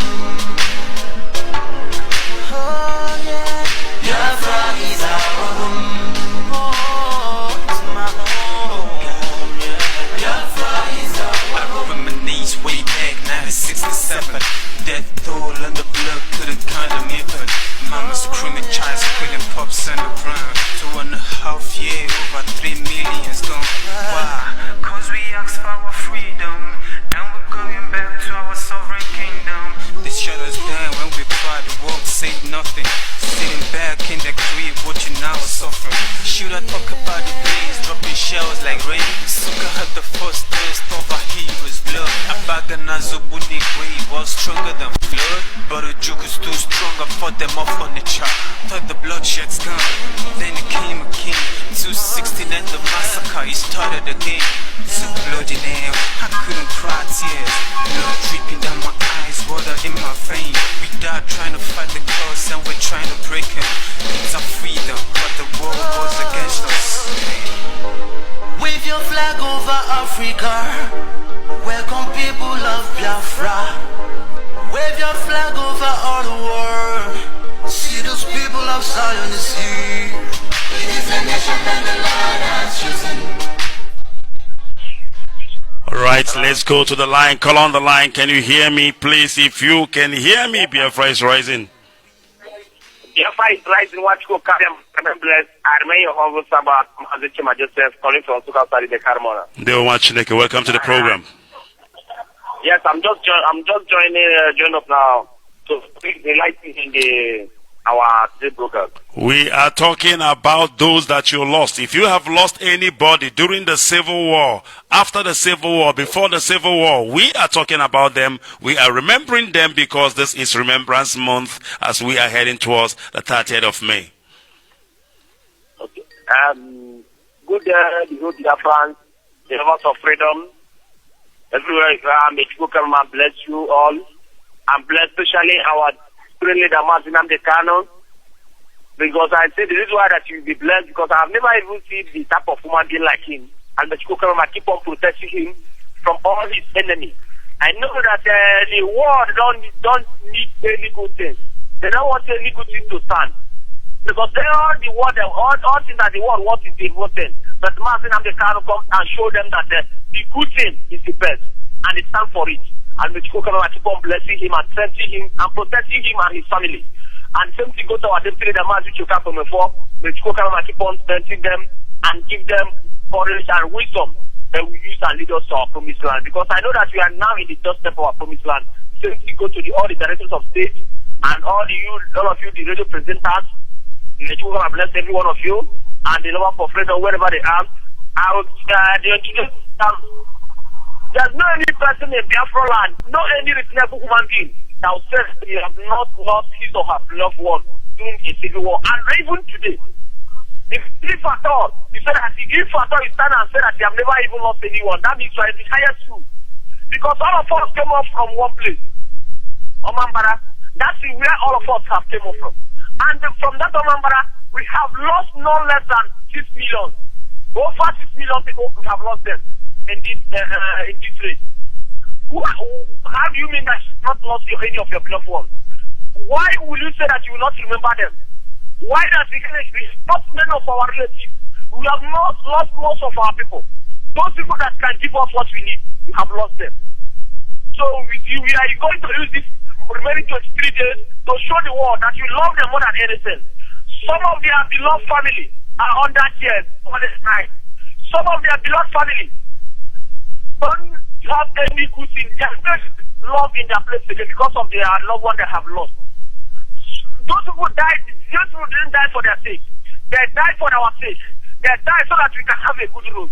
They died so that we can have a good hospital, a good electricity, a good schools, and any good thing that you can take in life. They died so that whenever you finish your education, you get job opportunity. Not whenever you finish your education, we end up in the Okada rider or any type of useless business. Why that you have sold most of the property just to train you, just to make sure that somebody human being. Right. Mazi, keep it short for me. Keep it short for me. Yeah. I have so many waiting on the line. Go ahead and conclude. Okay. Yes, and you are going to use this to show them and show ourselves that we follow them more than anything. To show them that we follow what they did for us. So, and any person, that day is not the day that you say that let me go and verify what is happening. The order said that sit at home, be in your house, no transporter, no school, no market. That day is a day of a holiday. It's a day of holy convocation for the whole Biafrans. And I will use this one for one opportunity to address my people in the Suka, because we the Suka people, we are one of the victims in 2016, and even before then, since 1945 till date. And the boy in the Suka, Borena Kuno, one at you, no matter Chima Joseph or Yeju, Babushina Pop, no logo for, we don't even move the local government, none of Kuru Suka under Enugu State Biafra land. Yeni Kunus. And we get Chetumuna Giant, and don't want to make it, and don't want my weekend where's the body, where's the bull? The Tomuna in the Kudu, Nanimbo, now Safra the guy, and the natural guy, I like a guy. My weekend was an over Sumunai, especially Bundi Kana get into Tabana Boku Biafra, has not of Biafra. My opportunity, I won't remember my weekend what I had of Biafra by me. I this started in the horror was 23 days from today. This is Biafra land, and it goes through. I enjoy the so-called outside Flani land. And some of them, they are victim of all those things. Now we can survive. What the pendulum more, I was started to watch it there. I give it there that you go carry my boss here. For some, they want to go there for some national. All right. That day, that the spirit of the dead is going around every place, and I would like to sign up from here. I may your humble servant. Thank you very much. All right, thank you very much, my brother. We welcome that. Before I go to you, Pastor Jack, let me go back to the lines again. I will come back to Skype. Call on the line if you can hear me, please. Let's make it sharp and sweet so that we can give everybody opportunity. Good morning from here, Mazi. Welcome to the program. According to me, my name is Somewhat. According to me, they want Chineke. You say? Biafra is rising. Absolutely. And never to go down anymore. And never to go down no more. I love your energy. I love your energy. Please go ahead. Mazi, I let you tell Mundani from 1929. Our mother from there they calculate went to 1967. So this someone on email that day they didn't get love. Only again, only for nigga no that put daisy. Oh yes, you can't know that put that day was 30. So that you are all that email. More you can check that go there. Apopo Mamado, Apopo Mobu, Apopo Nigeria, Apopo Mu Amo. What money in Kale? It's true. I say, Alabiafa. What come by Alacrobia? Popo me the one, Popo Mugado. I say that after that, the Yoga more that put you and I go Kabiama. That day, Alabiafa, the very Oyesino got you that day, young level is Shaburi. Go ahead and in an apple and your joy by an after that man. No cap to Kagan. That day, I love that another way you are not to cook Kagan. All right, thank you very much, my brother. Let's go around on you by Nicaragua. No, the Hammond from Deacon, Gamede. So it's more than a couple of Western Kulieli. Passion was all my for one of Biafra. For Waha, but this month of lay, I did 2 million, make him round of Kogoya. I'm not all the fire that day. Oka from Intro Boss, he now what I talk about. So it's more than I want all one of the work. You ran out of one. All right. Thank you very much. All right, thank you. All right. Onyoja. Hey. Hey. Alamana nanti echigimu.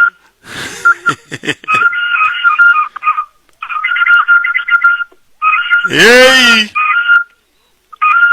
Obuaja Biafra alamana nanti echigimu. I still remember when he saw what we were. Thank you very much.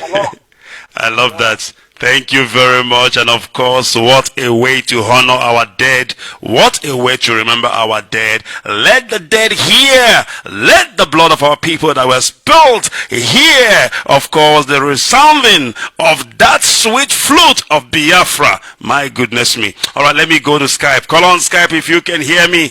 Biafra is rising. Yes, Biafra is absolutely rising. They want you rising this morning. Good morning from here. Good morning from here. Welcome to the program. Good evening, my fellow Biafra, wherever you are listening from this morning. My name is Pastor Jack, and I'm calling from Lagos this morning. I am from Umonu. Umonu is in West Autonomous Community, and the West is in Ohaji. Ohaji is in Imo, and Imo is Biafra land. Pastor Jack. Pastor Jack. Yes. You are in Lagos right now. You are in Lagos right now. Yes, I'm in Lagos. Are you aware that you are in the most dirtiest place on the planet Earth? Exactly. I'm telling you, that is just the truth. All right, no go. I'm just trying to confirm if you know. Please go ahead. All right. I first of all want to give God thanks who has made this day a day of memory, and I really want to thank God who has sent our leader for this special assignment. In fact, your please this morning just turned me on. It turned me on because it's only those of us who, even though you did not witness the war, but some of us have been able to watch different clips about that war. We saw one transferred, we saw how they bombed our people. Most of the ammunition artillery used, Nigeria can never manufacture them. They were just brought in by international community, and they used them to massacre millions of our people.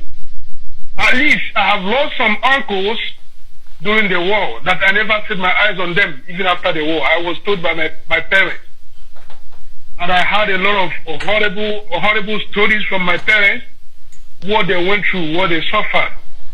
In fact, the untold hardship was very much. But today, because that same issue that led to the enemy massacring our people is even worse than now. And we are here to remember our people. We are remembering them because nobody will remember them for us. They paid the utmost price in order for us to live today. Without them, by now, the Biafra race would have been a forgotten issue. Would have been exterminated by the enemy. But because they stood gallantly for a good 3 years to fight for survival, that is the reason why you and I are still with you. That's the reason why you and I are still doing our business today. That's why you and I, some of us are in the military. That's the reason why even those of them that is against what we are doing, as slave governors, we are still governors today. Because if their own parents had been massacred then as well, they wouldn't have been even there, and they wouldn't have been what they are today. So we must have to honor them because their spirit and soul cannot rest until what they fought for is actualized. That is just the simple truth. And in that same vein, we feel pain. We are not happy. That we have chosen to be civil in our manner does not mean that we cannot go back to revisit what had happened. We can. But we are a good people. We are civilized people. We want our freedom to be given to us. That is why we have opened every channel of dialogue and peaceful approach in order for Nigeria to just have a sense of reasoning. Because a time will come, the place or the people you are banking your trust on will no longer save you. But in a nutshell, we must remember our own. Because not just 3 point something. What about the people that were starved by Awolowo and co? They starve our people. If you watch the horrible picture and clips, you will shed here. So anytime I hear this song, anytime I hear those motivating songs, I feel like going to the war front. It doesn't matter how many of our people that have been massacred. We feel like going there to do it again. Because those millions fought for us to survive. So we owe them a duty. We owe it as a duty. It's not what we have to negotiate. It's a duty. It's a call that every born Biafra should sit at home on the 30th of May to remember them. All right. So am I talking about the Ipob massacre? Am I talking about the Abba High School? Am I talking about the Iwocha? I was in Iwocha that very day. I saw blood. I saw people running head. I saw dead body. And I saw that young man that made his last word before he died. He said, make sure you people restore Biafra for us. When I hear that guy comment, I was crying. You don't know what it means. Many have died for this struggle in order for us to live and to be free. And somebody is telling me that you want to go out there and open shop, that you want to do business, how much you want to get. Any person that dishonor the dead, his portion will be dead. That is just the truth. And when you die, nobody will remember you. But me and my family, just like Joshua, we sit at home and remember the dead on the 30th of May. We are not negotiating it. We don't want to flog it. We want to overflog it. We want to appeal to your conscience.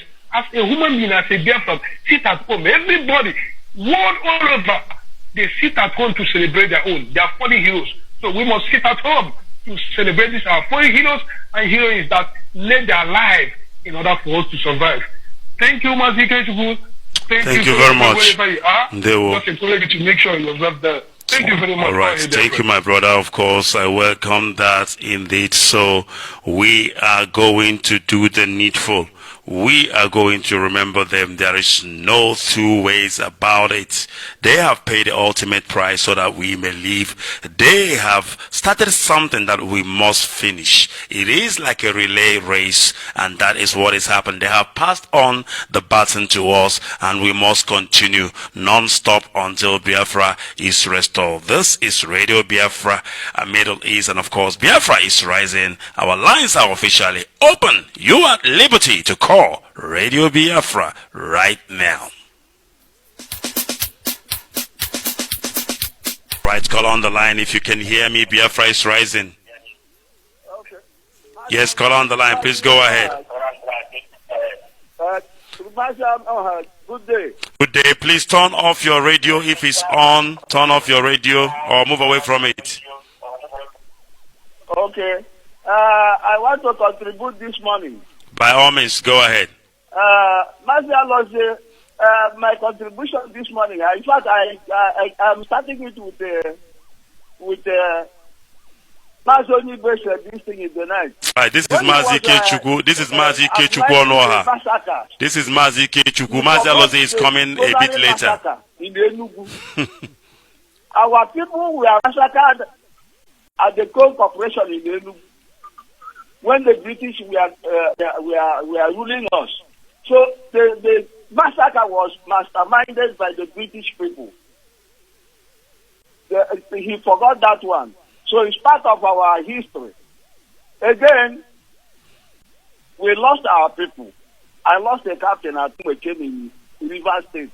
Umekemi is in a chair. He was the first man to go to school in my family.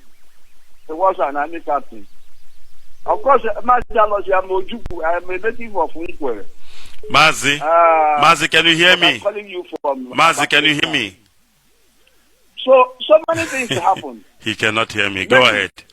In my family, we had 4 people that went to the army. So out of that 4 people, 1 is still alive. The other 3 have gone. So I still remember them. I cherish them. The captain was the first man to go to school in my family. Unbelievable. So, although they are not resting in peace. But absolutely. They cannot rest in peace. They have to fight on. There is something I want to say. I have tried to get Ojibe online, but it is not possible. It is not possible. Very, very. It is very, very difficult. So I want to say something. Go ahead. During the first republic, when midway. Mazi, go ahead. Something happened. That region, when it was created, the people of Western region, the Yorubas, refuse to share the access of old Western region between the new Western region and the Mid-Western region. And I think that problem is still there till today. They did not do it. So the people that are claiming to be part of Yorubas and all the rest of them, I am assuring you people that they will still colonize you like the old Western region. Because during that First Republic, the Yorubas we are seeing the whole of Mid-Western region as a colony of Yoruba people. They built the colony of Yoruba from the timber they were removing from. Master is still there. All right. It appears I have lost him. I don't know what happened, but we must continue because it is still Radio Biafra, Middle East. But he said that he lost a captain in the army. Of course, during Biafran War, he is the only person that went, or rather the first person that went to school in their family. As you can see, I say that people's lives were sniffed out. People who have expectation, people who are dependent, or rather the family looks up unto them. Some of them are breadwinners of their families, and this is the losses Biafrans have suffered. But this is an opportunity for you now to remember them. This is an opportunity for Biafrans all around the world, Biafrans all across the board, to remember your lost one, to remember your beloved one, because these are our heroes and our heroines, and we must do the needful. We must remember them. There is no two ways about it. On the line, if you can hear me, Biafra is rising. Caller on the line. Yeah. Caller on the line, you need to turn off your radio, please, or move away from it. Caller on the line. Yeah. Yeah, Mazikech, good morning, sir. Biafra is rising. Biafra is rising. Yeah, my name is Okaibe Tochuku. Welcome to the program. Yeah, right now I'm calling from Oka, Biafra land. Please go ahead. Mazikeshku, I pray Mechuku Kadiama bless you for us. Dewa Chineke, and bless you too.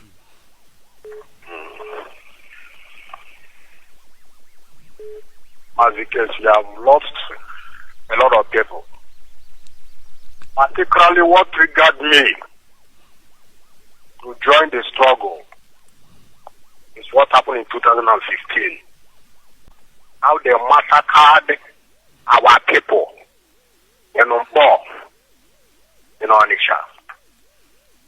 Mazikeshku, what happened that day? I was coming back from Onitsha that day. It seemed like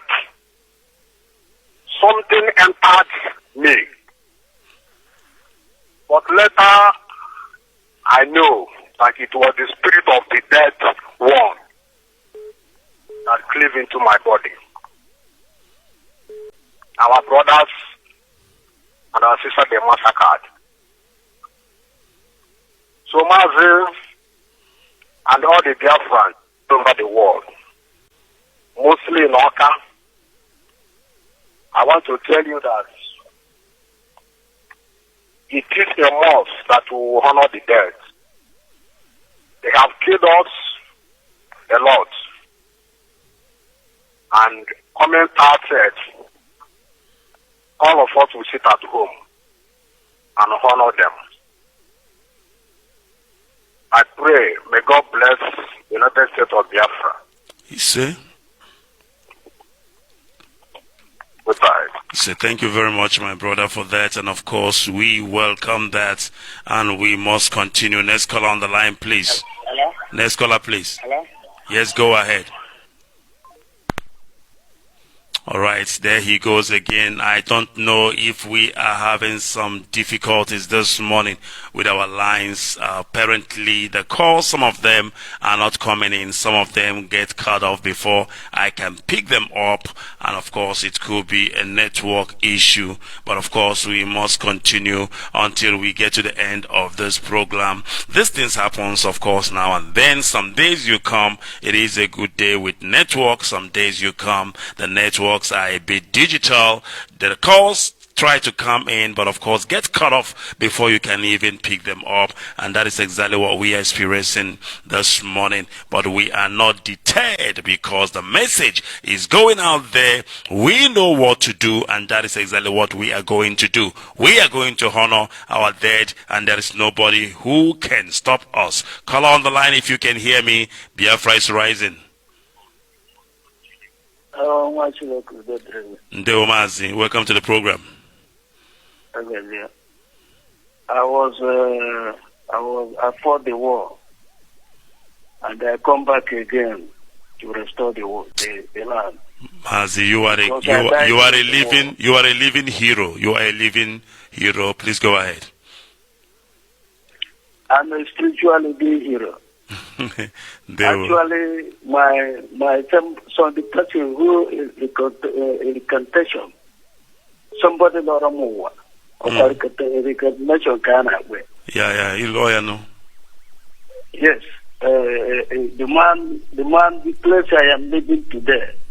My father inherited that place from that man, and he was only son. The man went to that place and picked a pineapple, and went to a community to sow the pineapple.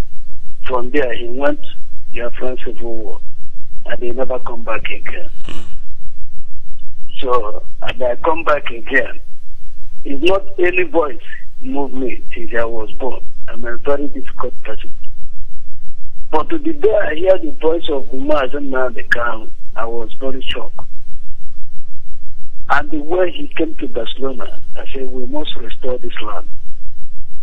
So, is anybody who is coming out on 30th of May to do any business, the spirit of the dead and the spirit of the living, they will never allow anybody to come out to do any business that very day. Yes, sir.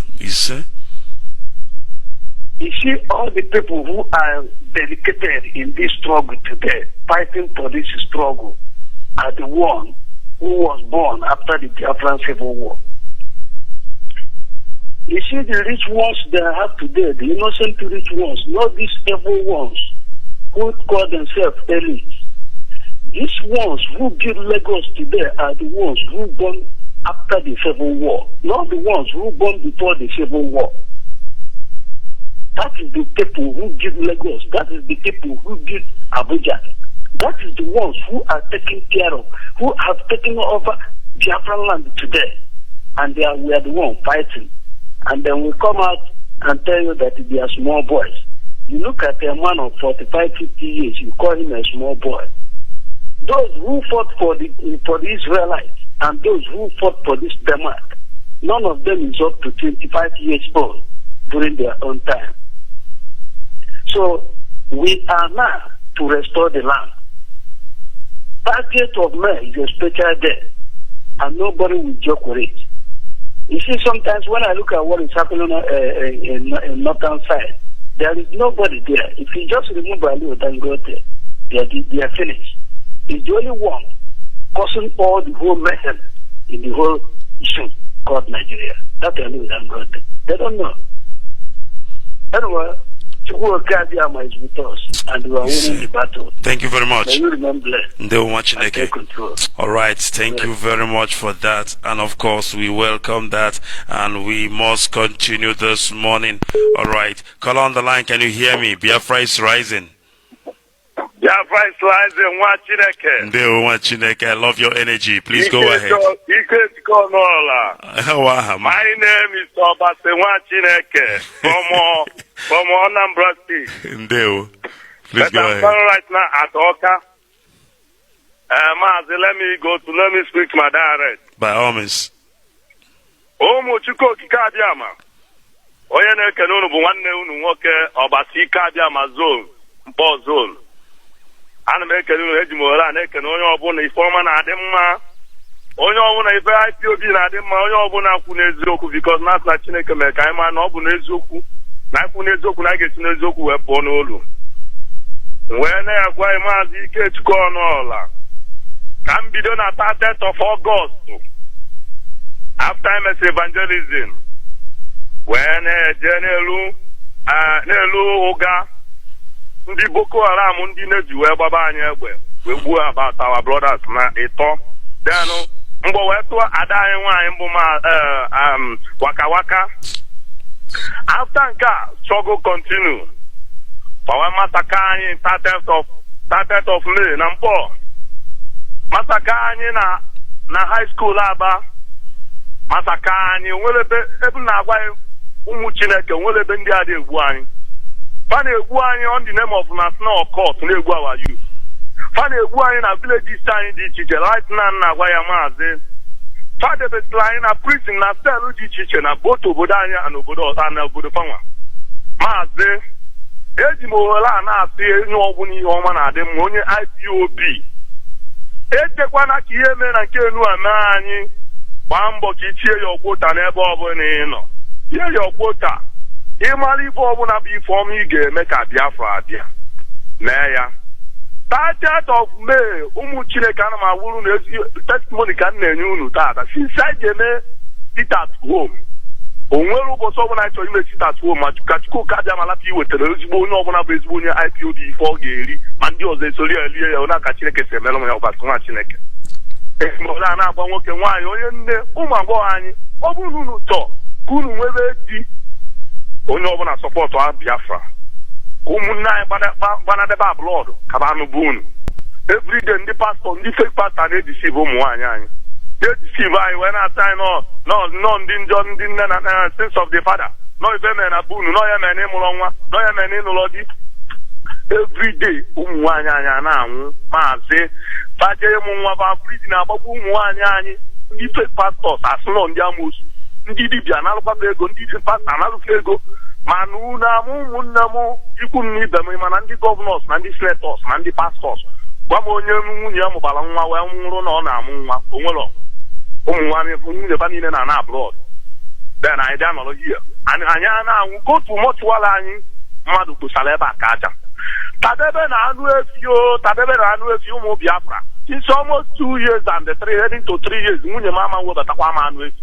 onwe okwe ndị okeshọn nje ka nta anụ efi adị na-echekwa ọnụ ma depịpụ na anụ efi na ba na ha dị n'ihe na ba na-arị ya n'ime ọfịa palakwa ebe werukwe na-egbu ụmụnne anyị everyday anyị na-anwụ na kansa of nka o nwere ebe etielo ndị a tuki ka ba wee nwee ikere egbu anyị famelụ na iru n'ebe ba na-ele anụmanụ ji were anụmanụ gbuo anyị ba na-egbu anyị na skuul ba na-egbu anyị n'ebe anyị na-azụ abịa ba na-egbu anyị n'ebe anyị na-alụ ọrụ ba na-egbu anyị n'ebe anyị na-alalụ ụra o nwere ebe ndị a dị egbu anyị ọkụ iwe ka oge ọbụla ba na-etela anyị fajara basị na moto felu breki tara ụmụnne anyị niile west ya ọ dị tam onwere ibe ndị gọvanọs na-enwe ekwu onwere ibe ndị sinetọs na-eme ụmụnne m si megete ebukwa anyị gwara wa debio Chineke zitere anyị mere anyị wee malụ IPOB wee bụrụ nke anyị bụ IPOB anyị amabụrụ ma ọ bụrụ na ọ bụrụ na Nnamdị Kanụ bịa bịa kọwala anyị onye anyị bụ anọsị na wọsị ịmara ala onye bụ na problem ya anago ụmụ Chineke tụamogele a na-agụ na problem ma anagokwa na mụ eso ọzọkwa n'olu na Chukwuka bịa ma emegokwa m ibe mbụ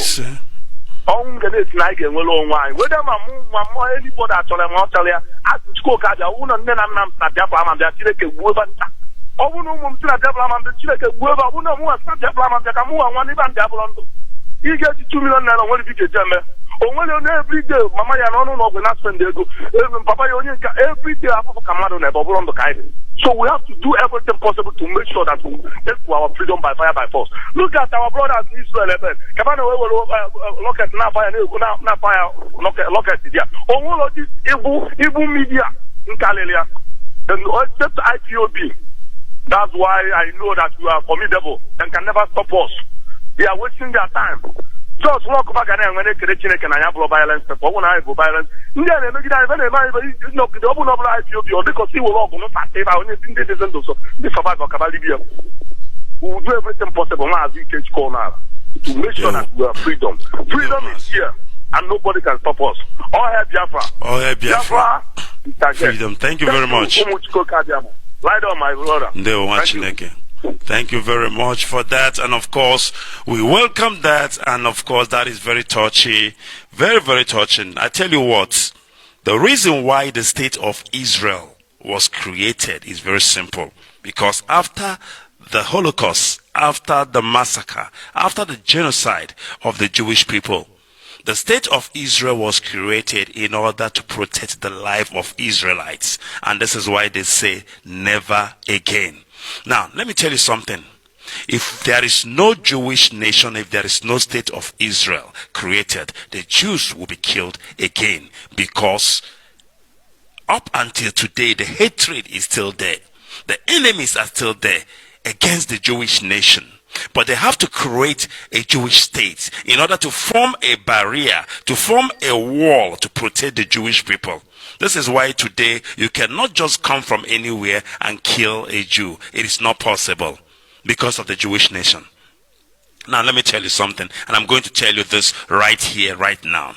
If we don't have the Biafra nation, we are going to die again. And this time around, it might not be 3 million. It might be completely annihilation, completely wiped out.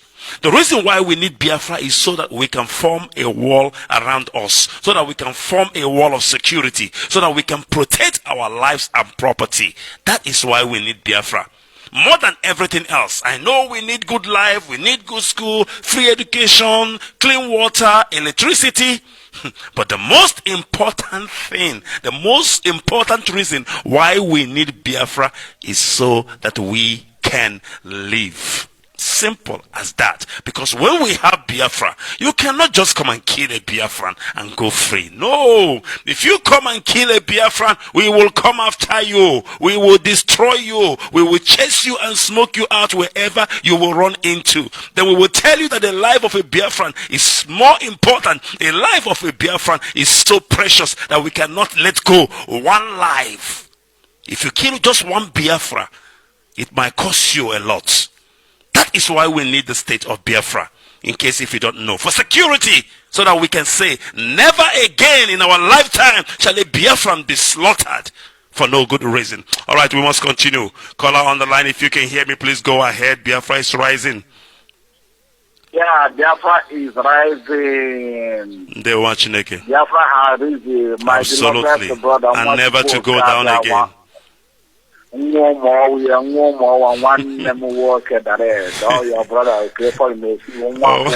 watching again. I bet that whoever is calling me like this knows me very, very well. Thank you very much, my brother. Please welcome to the program.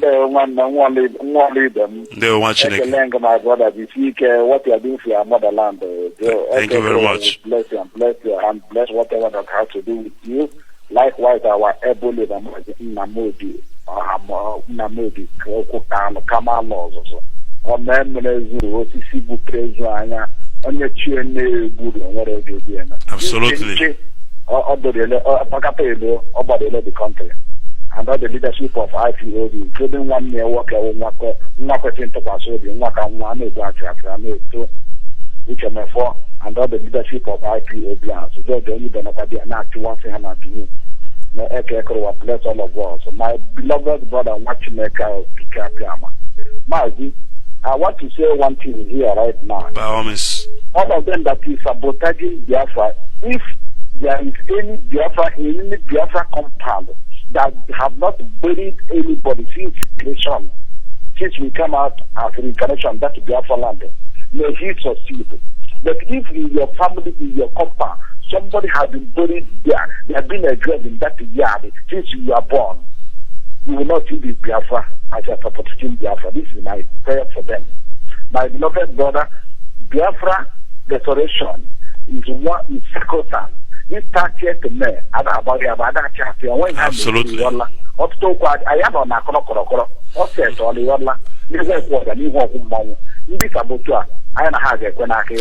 right. Mazi.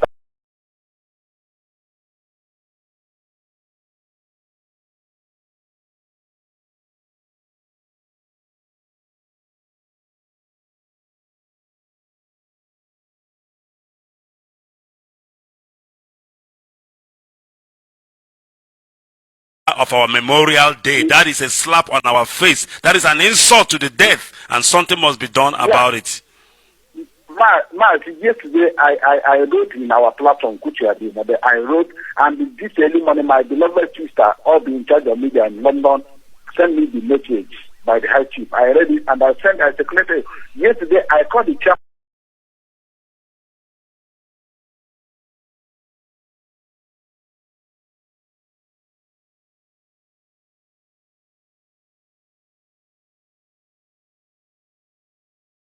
Who is this a slave in Omaka? We Because, have never been able to get the thing is, Mazi, how we deal with this problem, how we deal with that problem will actually set the tone for the future. If we let it lying down tomorrow, somebody might even rise up and slap an IPOB member who comes to that meeting just to tell them about Biafra. So we need to tackle this one head on so that they will know that IPOB owns Biafra land, period. Yeah. In respect of that, I think I wrote to you when you started this book on Facebook, and so I wrote to you. I told you to support any evil because we IPOBians. We are whiter than we have. We don't hide any evil, no matter who's us, who is involved. And in respect of this, by 7 a.m., I woke up as the guy that did the last advice, my friend. I called him. My guy, are you aware? He said it is aware. What is that I'm taking care of? I said, no, you cannot take care of. We own my acolytes. We are digging. We want to get this guy and put him where he's supposed to stay. Because in Omaka, we are all hardcore. Omaka is Biafra land. Absolutely. There was a massacre after the Biafran war. When the Biafran soldiers saw people in Indaba River, people were gathering there when the training was going on, and they went and massacred them and took them into Indaba River. That is a big massacre. So even St. Saviour's College Omaka then was a battling ground. There is a lot of things done in Omaka. So Omaka is the Biafra. Absolutely. Mazi, I have to let you go. 30th of May, we will remember them. 30th of May, we will remember them. Yeah, thank you, my brother. Thank you very much, Mazi. Okay, foreign from Sweden. I welcome your call. And of course, that imbecile, that parasite who have the guts to tear a letter from IPOB, he will be taught a lesson of his life so that he will know not to play around with IPOB, because IPOB has swim many rivers. My goodness me. All right. Call on Skype, please. I will be coming to you. Let me take this call quickly. Call on the line, please. Go ahead and make it snappy for me. Then I will go to the guy on Skype. Good afternoon. Good morning from here. This is Rabbi Charles. Call it from UK. I greet you. Welcome to the program. Please go ahead. I bless the name of the Lord and the nation of Israel. Where you are, Shalom. I pray that, Shalom. I pray that God Almighty will protect them. The word of God says that he that keepeth Israel neither sleep nor slumber. The Lord is their keeper. The sun shall not smite them by day, and the moon by night. Rocket cannot destroy the state of Israel. I just want to say this, to add to what I'm about to say about those that died, the heroes and heroines that fought for the nation of Biafra, and they were just buried and forgotten. Nobody knows them. There are many of, I said last night that there was something that I was told, and my mother cannot lie to me, my brothers cannot lie to me. During the time after the war, they were having a lot of unseen visitors in most of Biafran lands, and these people will come at night and speak with the voice that you know. If your brother went to war, when he's killed, he will come back and start knocking at the door at night. You know, when somebody leaves his body, his spirit didn't die. It's only that he's bodiless. The spirit is not allowed to function very well on the planet Earth. So they will keep disturbing and knocking at the door and doing this. And so when they went to do inquiry, now they said that they are saying that they are killed and they are not even buried. No memorial was given to them. So they were walking around until their time came. Then they went to God. But because God specified a certain amount of years for everybody. So this is a spiritual thing. So there is a need to remember the dead people, our heroes and heroines that died in defending the cause of what they believe in. There is a need to remember them. Anybody who tells you there is no need, forget about them. Economy is the issue. Tell the person that the Awata Fulani they have been stealing a lot of money. They have been embezzling a lot of money. I'm talking of billions. And this money comes Biafran land. It didn't come from their place. Everything that their land produces is for them. They don't even bring it on national table. And some people, they put there at their extended hand. We come and tell you, forget about it. Let's go on. Let's focus on the economy. Umar Odiko stole billions, and that money wasn't recovered. Buhari stole billions, took it away. It wasn't recovered. Abacha took billions. These are Hausa Fulanis, and many of them billions. And they are not talking about recovering them, but they are talking about forget about the sit-at-home order. It is let us fix the economy. You can't fix the economy without bloody constitution, fraudulent constitution. The best thing is to recognize your heroes, the dead ones, massacre, genocide, 6.5 million people killed, and they want to sweep it under the carpet. The one came out and said, "Oh, he is born to put Nigeria together. That his name represents go on with one Nigeria. This is the one that is about to die." So go on is meaning. Since that is what you said that represents your name, that the meaning of go on is go on with one Nigeria, then God said you have stopped. The end of you has come. You have to go. And you are nowhere to be found. You will never be remembered by these people. So what I'm trying to say is that our people don't listen to these people that people understand over there. If you call them your governors, they are not your governors. They are not your politicians. They are not representing you. IPOB is the one representing you in totality. Our leader Martin Nadekano is speaking on your behalf. And I kind of paraphrase again. He said, the only thing that will disappoint him is, will these people that he is doing this for, will they ever remember him? Will they always show gratitude? Don't be in the company of those that are full of ingratitude and talking from both sides of their mouth, because they are few in number, they are not much in number. So I would like to end by saying, all that they plan for the state of Israel, and you saw the kind of barrages of guided rockets. They are advancing in their terror, even building tunnels under hospitals. And you need human beings to make a shield so that you don't shoot at them. You don't shoot in the school. You cannot bomb school. You cannot bomb hospitals. There is a war rules that everybody knows. You don't bomb hospitals. When they fought Biafra, they were bombing Biafra hospitals. They were bombing schools. Where kids were. They were killing them. And this is what they are doing. Now, Israelis are restraining. They don't do those damages. They are very careful about human lives. And they are not bombing hospitals. And all those terror groups are throwing rockets. They are calling for ceasefire. I am listening to the President, Prime Minister of Israel. Do not listen to those ceasefire. Go out and on those things.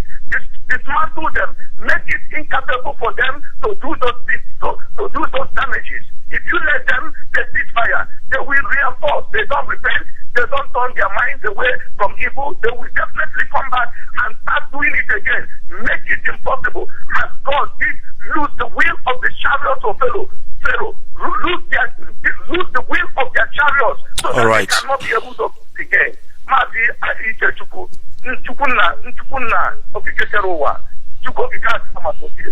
Thank you very much. Thank you very much, sir. All right, we thank you for that, and of course we welcome that. Let me go to my brother who has been waiting patiently on Skype. Caller on Skype, thank you for waiting and welcome to the program. Biafra is rising. Caller on Skype, are you still there? Mazi Simon on Skype. All right, I don't know if Mazi Simon can hear me. Mazi Simon on Skype, can you hear me? Are you still there? No. Mazi Simon. I can hear you. I can hear you. All right, you're not talking to me. That's why I was wondering. Please go ahead. Okay, good morning, Mazi Keshkun. There, well, thank you for waiting and welcome to the program.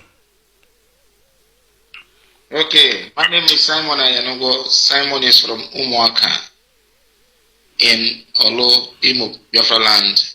Akanada Ogu, Nwanjaba. The watching again. May Chukwu Okike Abiyama bless every IPOB family members all over the world and all Biafrans working for the restoration of Kingdom of Chukwu Okike Abiyama.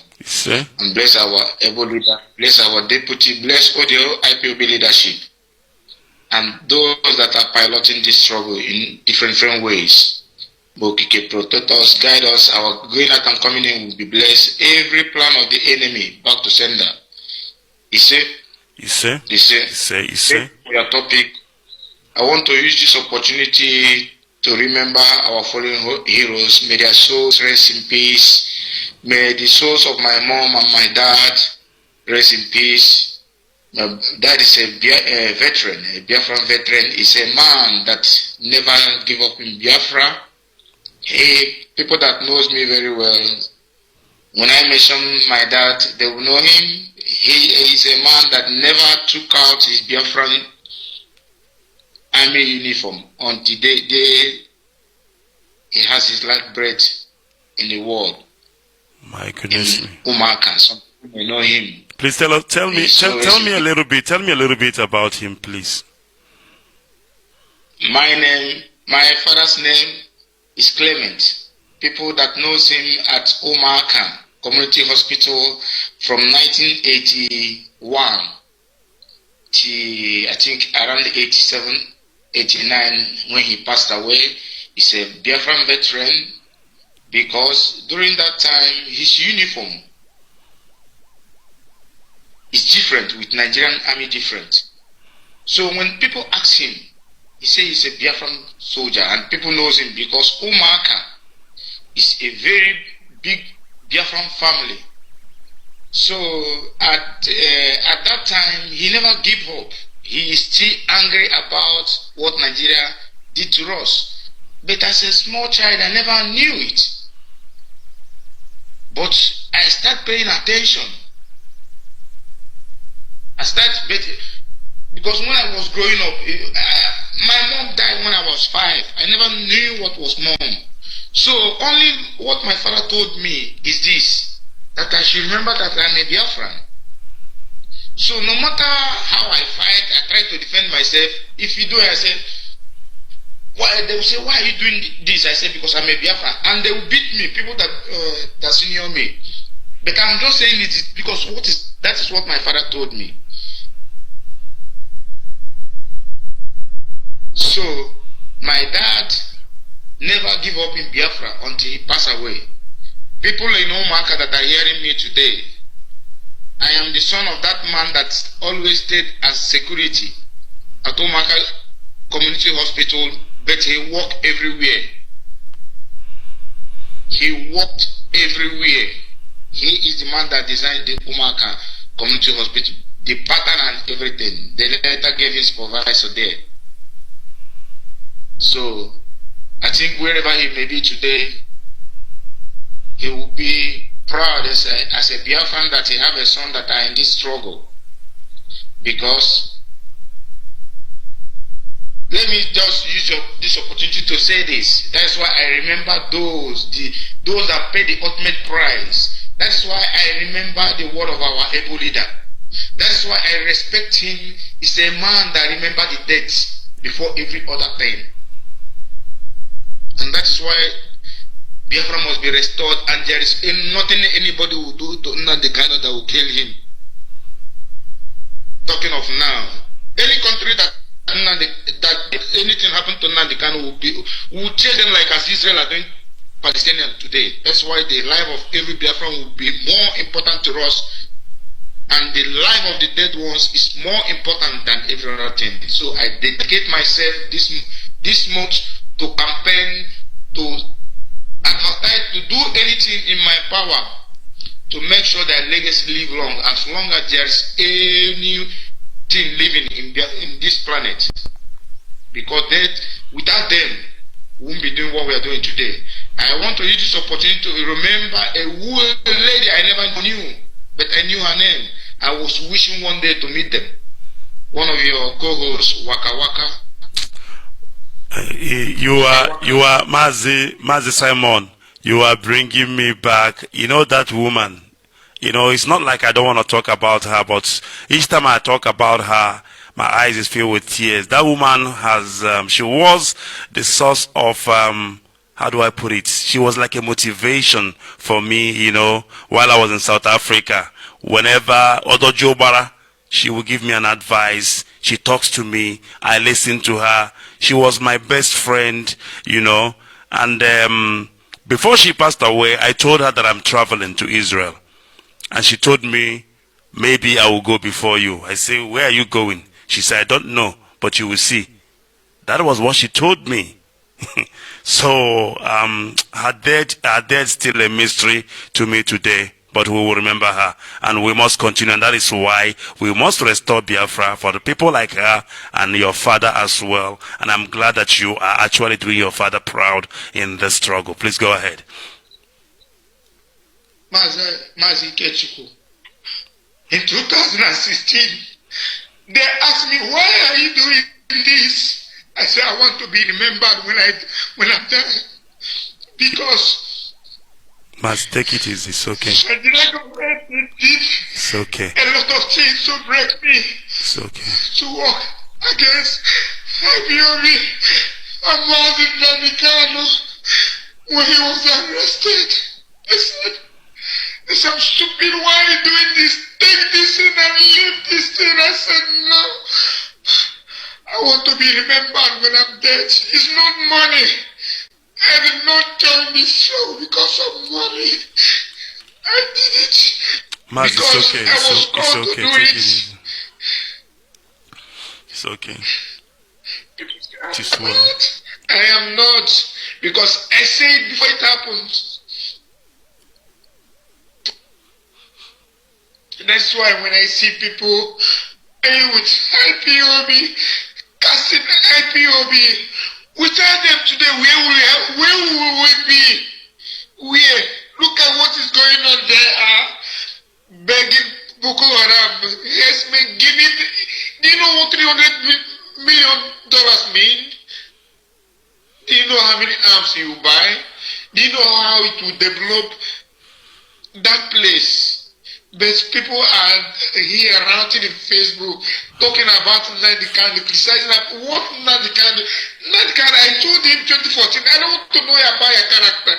What he stand for me is Biafra, as long as he'll be there. I'm in. That's why I joined. He never changed. He's still there. After all the subjugation, do you know when he was sleeping on the floor? Have you been to prison before? Have you been adopted before? Have you been arrested before?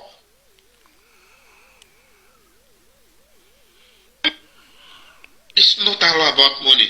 It's about our freedom. It's about to restore our dignity as human beings that's supposed to exist. Mazi Kechku, do you know that we don't have any rights to exist? You can be killed as a Nigerian. You can be in prison as a Nigerian. Every manner of injustice can be persuaded on you as a Nigerian without anything. I've been to many places, many dungeons all over the world. But as a Nigerian, we are like fugitives. There are people they call before in Europe, they call them Chigoina. Dutch people call them Chigoina.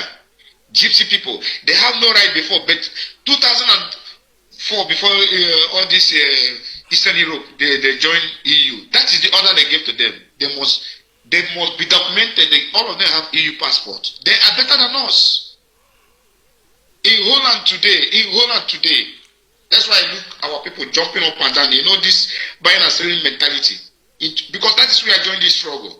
I was into them, I was into the government. I know all the whole plan they are planning against Nigerian people.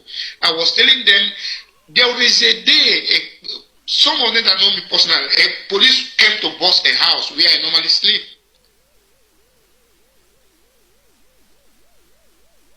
But when they saw me there, after I talked to them, things changed. I came down with them, you know, in very open place in gathering of everybody. Most of them that are here know this story. I say, do you know 75% of people living in Benwa here are Biafrans? because I have been identifying myself as a Biafran since 2014. I don't hide it. They will kill me. They will do me this because nobody know that I will pass 15. That I will see my 15 years old. They've been expecting for me to be a dead man because the type of things I do. I say, do you know these people here in Burma? 75% of them we call Nigerians are Biafrans. They say, really? I say, yes. Because they thought we don't exist anymore. The first time, that's why 30th of May is a very, very, very big important date in our lives. That was first 30th of May we celebrate all over the world. The Foze I raised Biafran flag in Amstel Station. A man, like our brother Rabbi, know the place I'm calling. Amstel Station with a Biafran flag. A man, a white man to be chasing you. To stop if it is true. What he's seen, is it true? Who is this? Which flag is this? I look at him, he said, just tell me it's not what I think it is. Is it, where are you guys from? I said, we are from Biafra. I said, where is it? Nigeria. I said, yes, but we are Biafrans. This man start telling me what happened in our place. You see these Kwashoko people, that is most of the name they use know we Biafrans, but we'll answer Nigerians. Dutch people, they call it Kinder hat niet zum Exen. Kinder hat niet zum Exen. Those people who better. This is immediately he saw it in the poster we have. We know it immediately. I say we still live. That we are many. We are all over the world. As the people they call Jews scattered before. Who are the real Jews? We are. Other people are converts. So, thank you very much, Mazi. My brothers and sisters,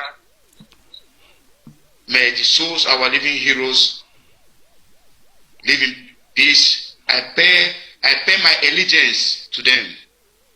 Thank you, Mazi Ikechukwu, for giving me this opportunity to share this. Thank you very much. Wonderful story. Thank you very much.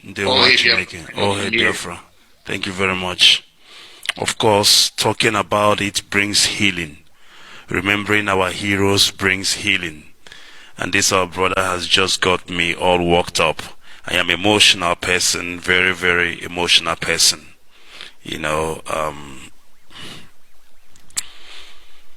But we must continue. We must definitely continue. We have to continue. We just have to continue.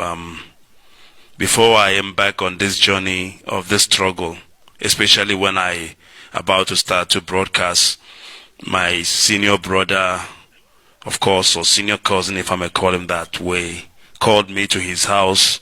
He sat me down for hours and he was lecturing me, reminding me of my children, reminding me of my mother, reminding me of my family, the reason why I should not go into IPOB, the reason why I should not come up on air, that I will be a non-grata as far as Nigeria is concerned, that they will arrest me, blah, blah, blah. He even told me that I saw how they arrested our leader, Mazen Nnamdi Kanu, that I might not be lucky when they arrest me, that my own, I am nobody, they will kill me. But the reason why they did not kill our leader is because everybody knows Mazen Nnamdi Kanu, but nobody knows me. That if they arrest me, they are going to kill me, and my children will be fatherless. He talked to me for hours, and when he's done, I said something to him. I said to him that I've decided to die. That is why I'm doing this. He said to me that I'm stupid, I'm very crazy. I said, yes, I'm crazy. Before I took this step, I knew I might die. I knew it's a possibility. Because even the Bible says that who will go to war and did not first of all count the loss before he goes to war? Before you go to war, before you embark on a journey, you need to count your loss, count your gain, count everything. I sat down, I thought about it. This is freedom fighting. This is not Tea Party. This is not a get-together. This is not a social club. It is not a family meeting. It is freedom fighting. It is struggle. I know that anything can happen and I can die. I told him, no, I've decided to die. That's why I joined IPOB. He told me that I'm very crazy. And then that's how we ended the discussion. And ever since then, I never looked back. And I started the struggle. And then the first time I put my face on Facebook Live while I was broadcasting, another meeting was called that I would really want to commit suicide for me to put my face on Facebook. I said, well, I don't care. Like I told you earlier on, that I've decided to die, that I am not better than those who have died already, those who have paid the ultimate price. And then when my father passed away in 2016, I went home to go and bury my father. I knew that two things will happen. It's either I go home safely or I might be arrested on arrival. And luckily, as Chukwu Kikabiama will have it, I met a woman in the flight. She's a nurse. She's a sister coming from Italy. She is a reverend sister from Italy. She engaged me. I don't know who she was. We started talking, and then she asked me to carry her luggage for her. I carried her luggage. And that was Chukwu Kikabiama trying to do something. So when we got to, actually landed at Enugu Airport. When I landed at Enugu Airport, two men were waiting for me already. DSS, two men. And then once they see my passport, they checked it. They said, you are Maz, this is so person. I said, yes, I am. They said, we are waiting for you. I said, why? They said, no, go and get your bag and come with us. I knew that this is it. But I couldn't care, you know. Because I knew it might happen one way or the other. So I said, okay, let me go and get my bag. Then again, luckily for me, I had a friend who was supposed to come and pick me up. He's a very big lawyer in Onitsha. And of course, he did not come, but he sent his junior lawyer to come and pick me. So the lawyer came also, and he told him that he is my lawyer, and blah, blah, blah, blah. So as we were still talking about it, then the reverend sister came and told those DSS people, before you take this man, you have to take me first. He came to bury his father, and he is going to bury his father. You rather arrest me and him. And this is how Chukwu Kikabiama fight for his people and those who call upon the name of Biafra. And this is how this DSS man finally allowed me to go, which was against all protocols, which was against the order they had, because they had my name written clearly on paper. Why? Because while I was still in South Africa broadcasting, I had an altercation with then IG police. I think it was Arisa or something was his name. He said something on Facebook, and I challenged him on Facebook. He threatened me and told me that he has my pictures and that he's waiting for me, that any time that I will arrive, that they were going to arrest me. I thought it was a bluff, but actually they actually had me waiting on their waiting list, and that was what happened. What am I trying to say? Most of us who have signed up for this Biafra agitation, we know what can happen. We know the consequences, and we don't give a damn. Life is just once, and we cannot be better than 3.5 million people who have died. We can not be better than those who have died in Iguacha, in Mbo, in Anambra, in Oka, in Akwa Ibom, all the places in Biafra land. We cannot be better than those who are even still dying now. So you kill Mazi Kechukwu, and then what? Biafra will still be restored. I am just one person. You are just one person. If they kill you or they kill me, Biafra will still be restored. When they kill these 3.5 billion, I bet they believe that that is the end of it.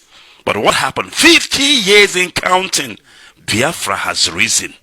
Biafra has risen even more fiercely than ever before. Because I tell you what, this generation of Biafra will not stop to anything. I tell you, and I swear on my father's grave. Instead, we should not restore Biafra. Anything, any living thing in that zoo will be destroyed. That is a promise. It is not a threat. Because what they have done to us, they have destroyed us. If you think that what we are living now is life, you are hallucinating. We are not alive. We are dead people walking. They have destroyed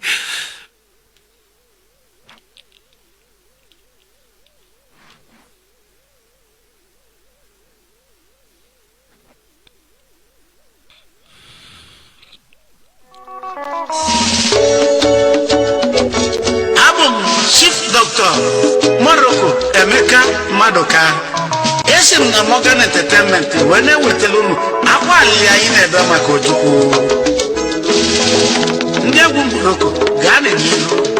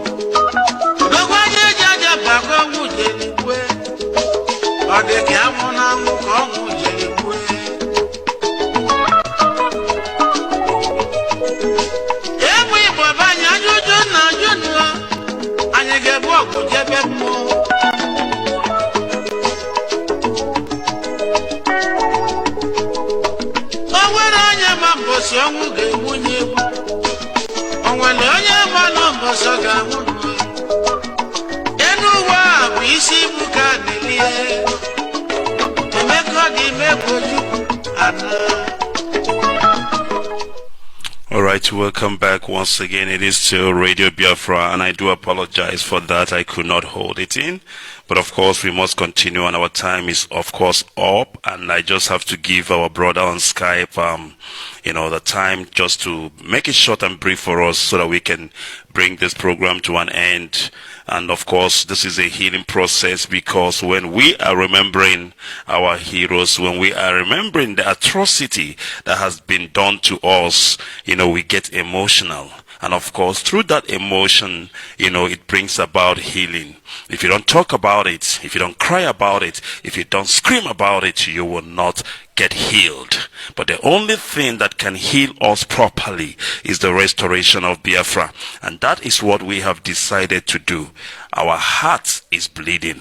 Our blood is very hot. But of course, we must follow others, we must follow control, and of course, we must wait for the right time, because we are disciplined army, we are not rascal, we are not, as they call us, we wait for the right time before we do anything, so that when we do it, we will be justified, so that when we do it, we will do it accordingly, because we cannot afford to fail this time around. When we do it, trust me when I tell you, we will win. And Biafra must be restored. If it amounts that all of us will be killed, if it amounts that we all will be dead, they will be dead. But so be it. At least we know we have died like heroes than live like an everlasting and perpetual cowards. Because we are not cowards. We are Biafrans. We are brave soldiers. We are the sons and daughters of the old people, the ancient people. We are the sons and daughters of warriors. And of course, we are no cowards.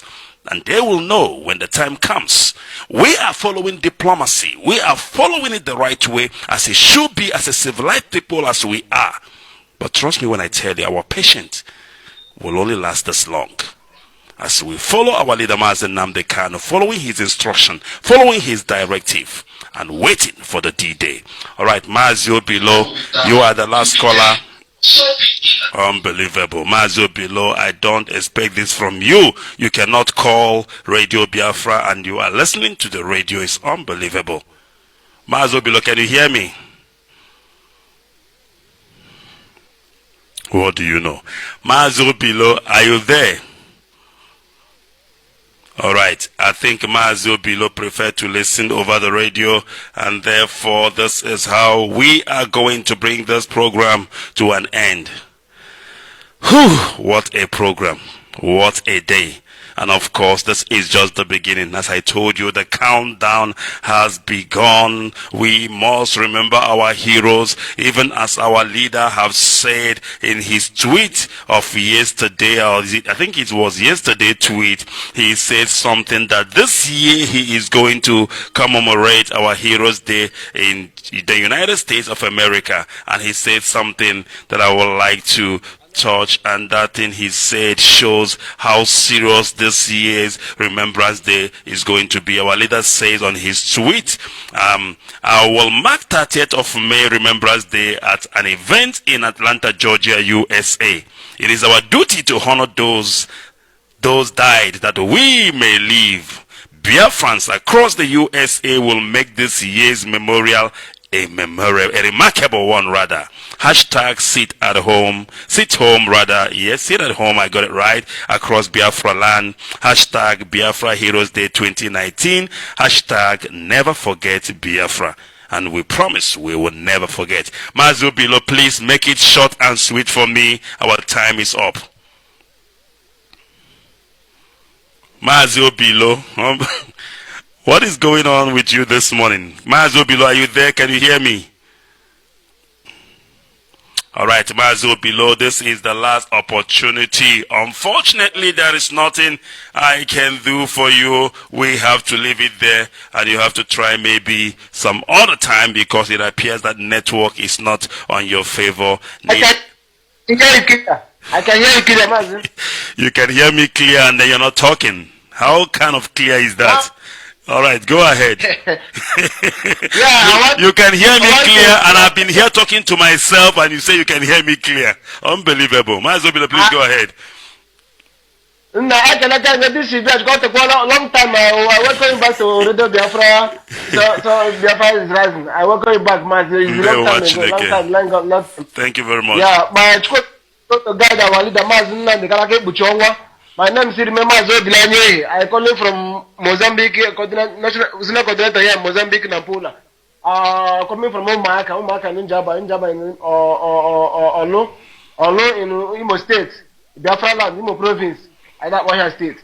And Major and I can imagine the Kalake Buchonga. Many Anna Bebe, Anna Bebe, Bandi. I can Buchonga and Kembo, and my situation again. Do we have all on Mammy and London? And when Nero gave me, no Latina case, yet the way they will get me.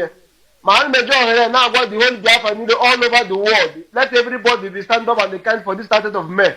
Because I want the question when time to come, everybody bring what he can show what he's supposed to show. Make sure that the Biafra to come. We are here to ask everybody to sit at home in Mozambique. Everybody, when the time of the what do you call it, Mozambique Women Days, everybody start home. Even though these people that call themselves in Nigeria, here in Mozambique, say that they call themselves in Nigeria and call themselves in Nigeria here, they still come and stay at home that day. Where even the common Mozambique here, the day of the Women Day, they sit at home. Here in Mozambique, here they sit at home. The day, every day they have a question here, every day they have the members here. They sit at home, they close market, they give everywhere. Close market and they close the shop and the school, nobody movement, only to go and celebrate. Even though the hero there, even though the way the Mozambique keep the health fish here, everybody sit at home. Nigeria, those people call themselves Nigeria here. Even though they sit at home, they no open shop. I don't know the reason why they can say that Biafra, they want to close the Biafra chapter in this instead of the book. Nobody can do it. We want to tell ourselves, we want to tell our story by ourselves. Let everybody sit at home that day. Whether you are Mozambique here, whether you are South Africa, I don't only name every country. Sit at home that if somebody asks you, ask them that today is we remember our heroes who died for the Biafras. To live. That's why we're here in Mozambique. They cannot, nothing can make us to begin to not sit at home. We must sit at home. We must close our shop. After all, Mozambique here do it. We close their shop. We close our shop. When the Mozambique can do something, we close our shop. But why will not we Biafra close our shop that day? We're supposed to close our shop. That's why I call everybody living in any part of the whole world. Let everybody sit at home, obey that complaint, obey our leader, obey what our people suffer because they will live. That's why I want to say everybody. All right. Thank you very much, Maz. Thank you very much, Mazi Obilo. All right. Thank you very much. All right, that is it. Thank you, Mazi Obilo, and of course we welcome that. And this is how we are bringing this program to an end. This has been awesome. It has been awesome, and I trust me when I tell you. And of course, we will continue from here, counting down, of course, to the D-Day, which is 30th of May, when we are going to remember our heroes and heroines, those who have paid the ultimate price. Just like one of our brothers said, each and every one of us has lost somebody. And if you say you have not lost somebody, you are a liar. Because somehow, somewhere, we are all connected. And we have lost people. And because of that, we will, of course, remember the memories of our heroes past. We will remember the memories of those that they killed, 3.5 million and more. Because it is more than that, I can tell you. Only 3.5 million. Look at me saying only, as if 3.5 million is 3. Unbelievable. 3.5 million. Me. Can you believe that? And nobody is talking about it, but we are here to talk about it. As Biafrans, we are here to remember our heroes. Therefore, we will be back again tomorrow. Same place, same time. Radio Biafra Middle East is where you are. The Biafra Rising Studios here in Tel Aviv, Israel. Because Biafra is rising. May God bless our leader, Mazen Nnamdi Kanu. Bless his deputy, Mazu Chemefo. Bless Biafrans all around the world. Those who are working assiduously to ensure that Biafra is restored. From me, Mazi Kechukwu, we shall see Biafra together. To hear that you We are here to ensure that the death of 3.5 million people is not forgotten. This is Radio Biafra Middle East. We are on breakfast, and Biafra is rising.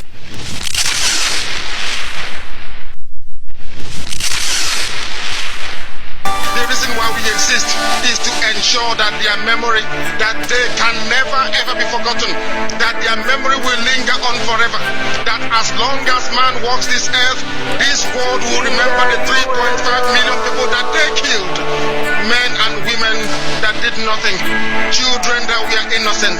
Their only crime is to be blessed by God. That is the only crime they have committed. As those children were being slaughtered, as they were being starved to death by a cruel world, spearheaded by a Awolowo. Everybody looked on and did nothing. Instead of them to help us, they ensured that our absolute blockade from land, air, and sea was absolute. That we may die, that the children of God may die. But lo and behold, Chukwuabiama determined that we cannot die, that we cannot perish.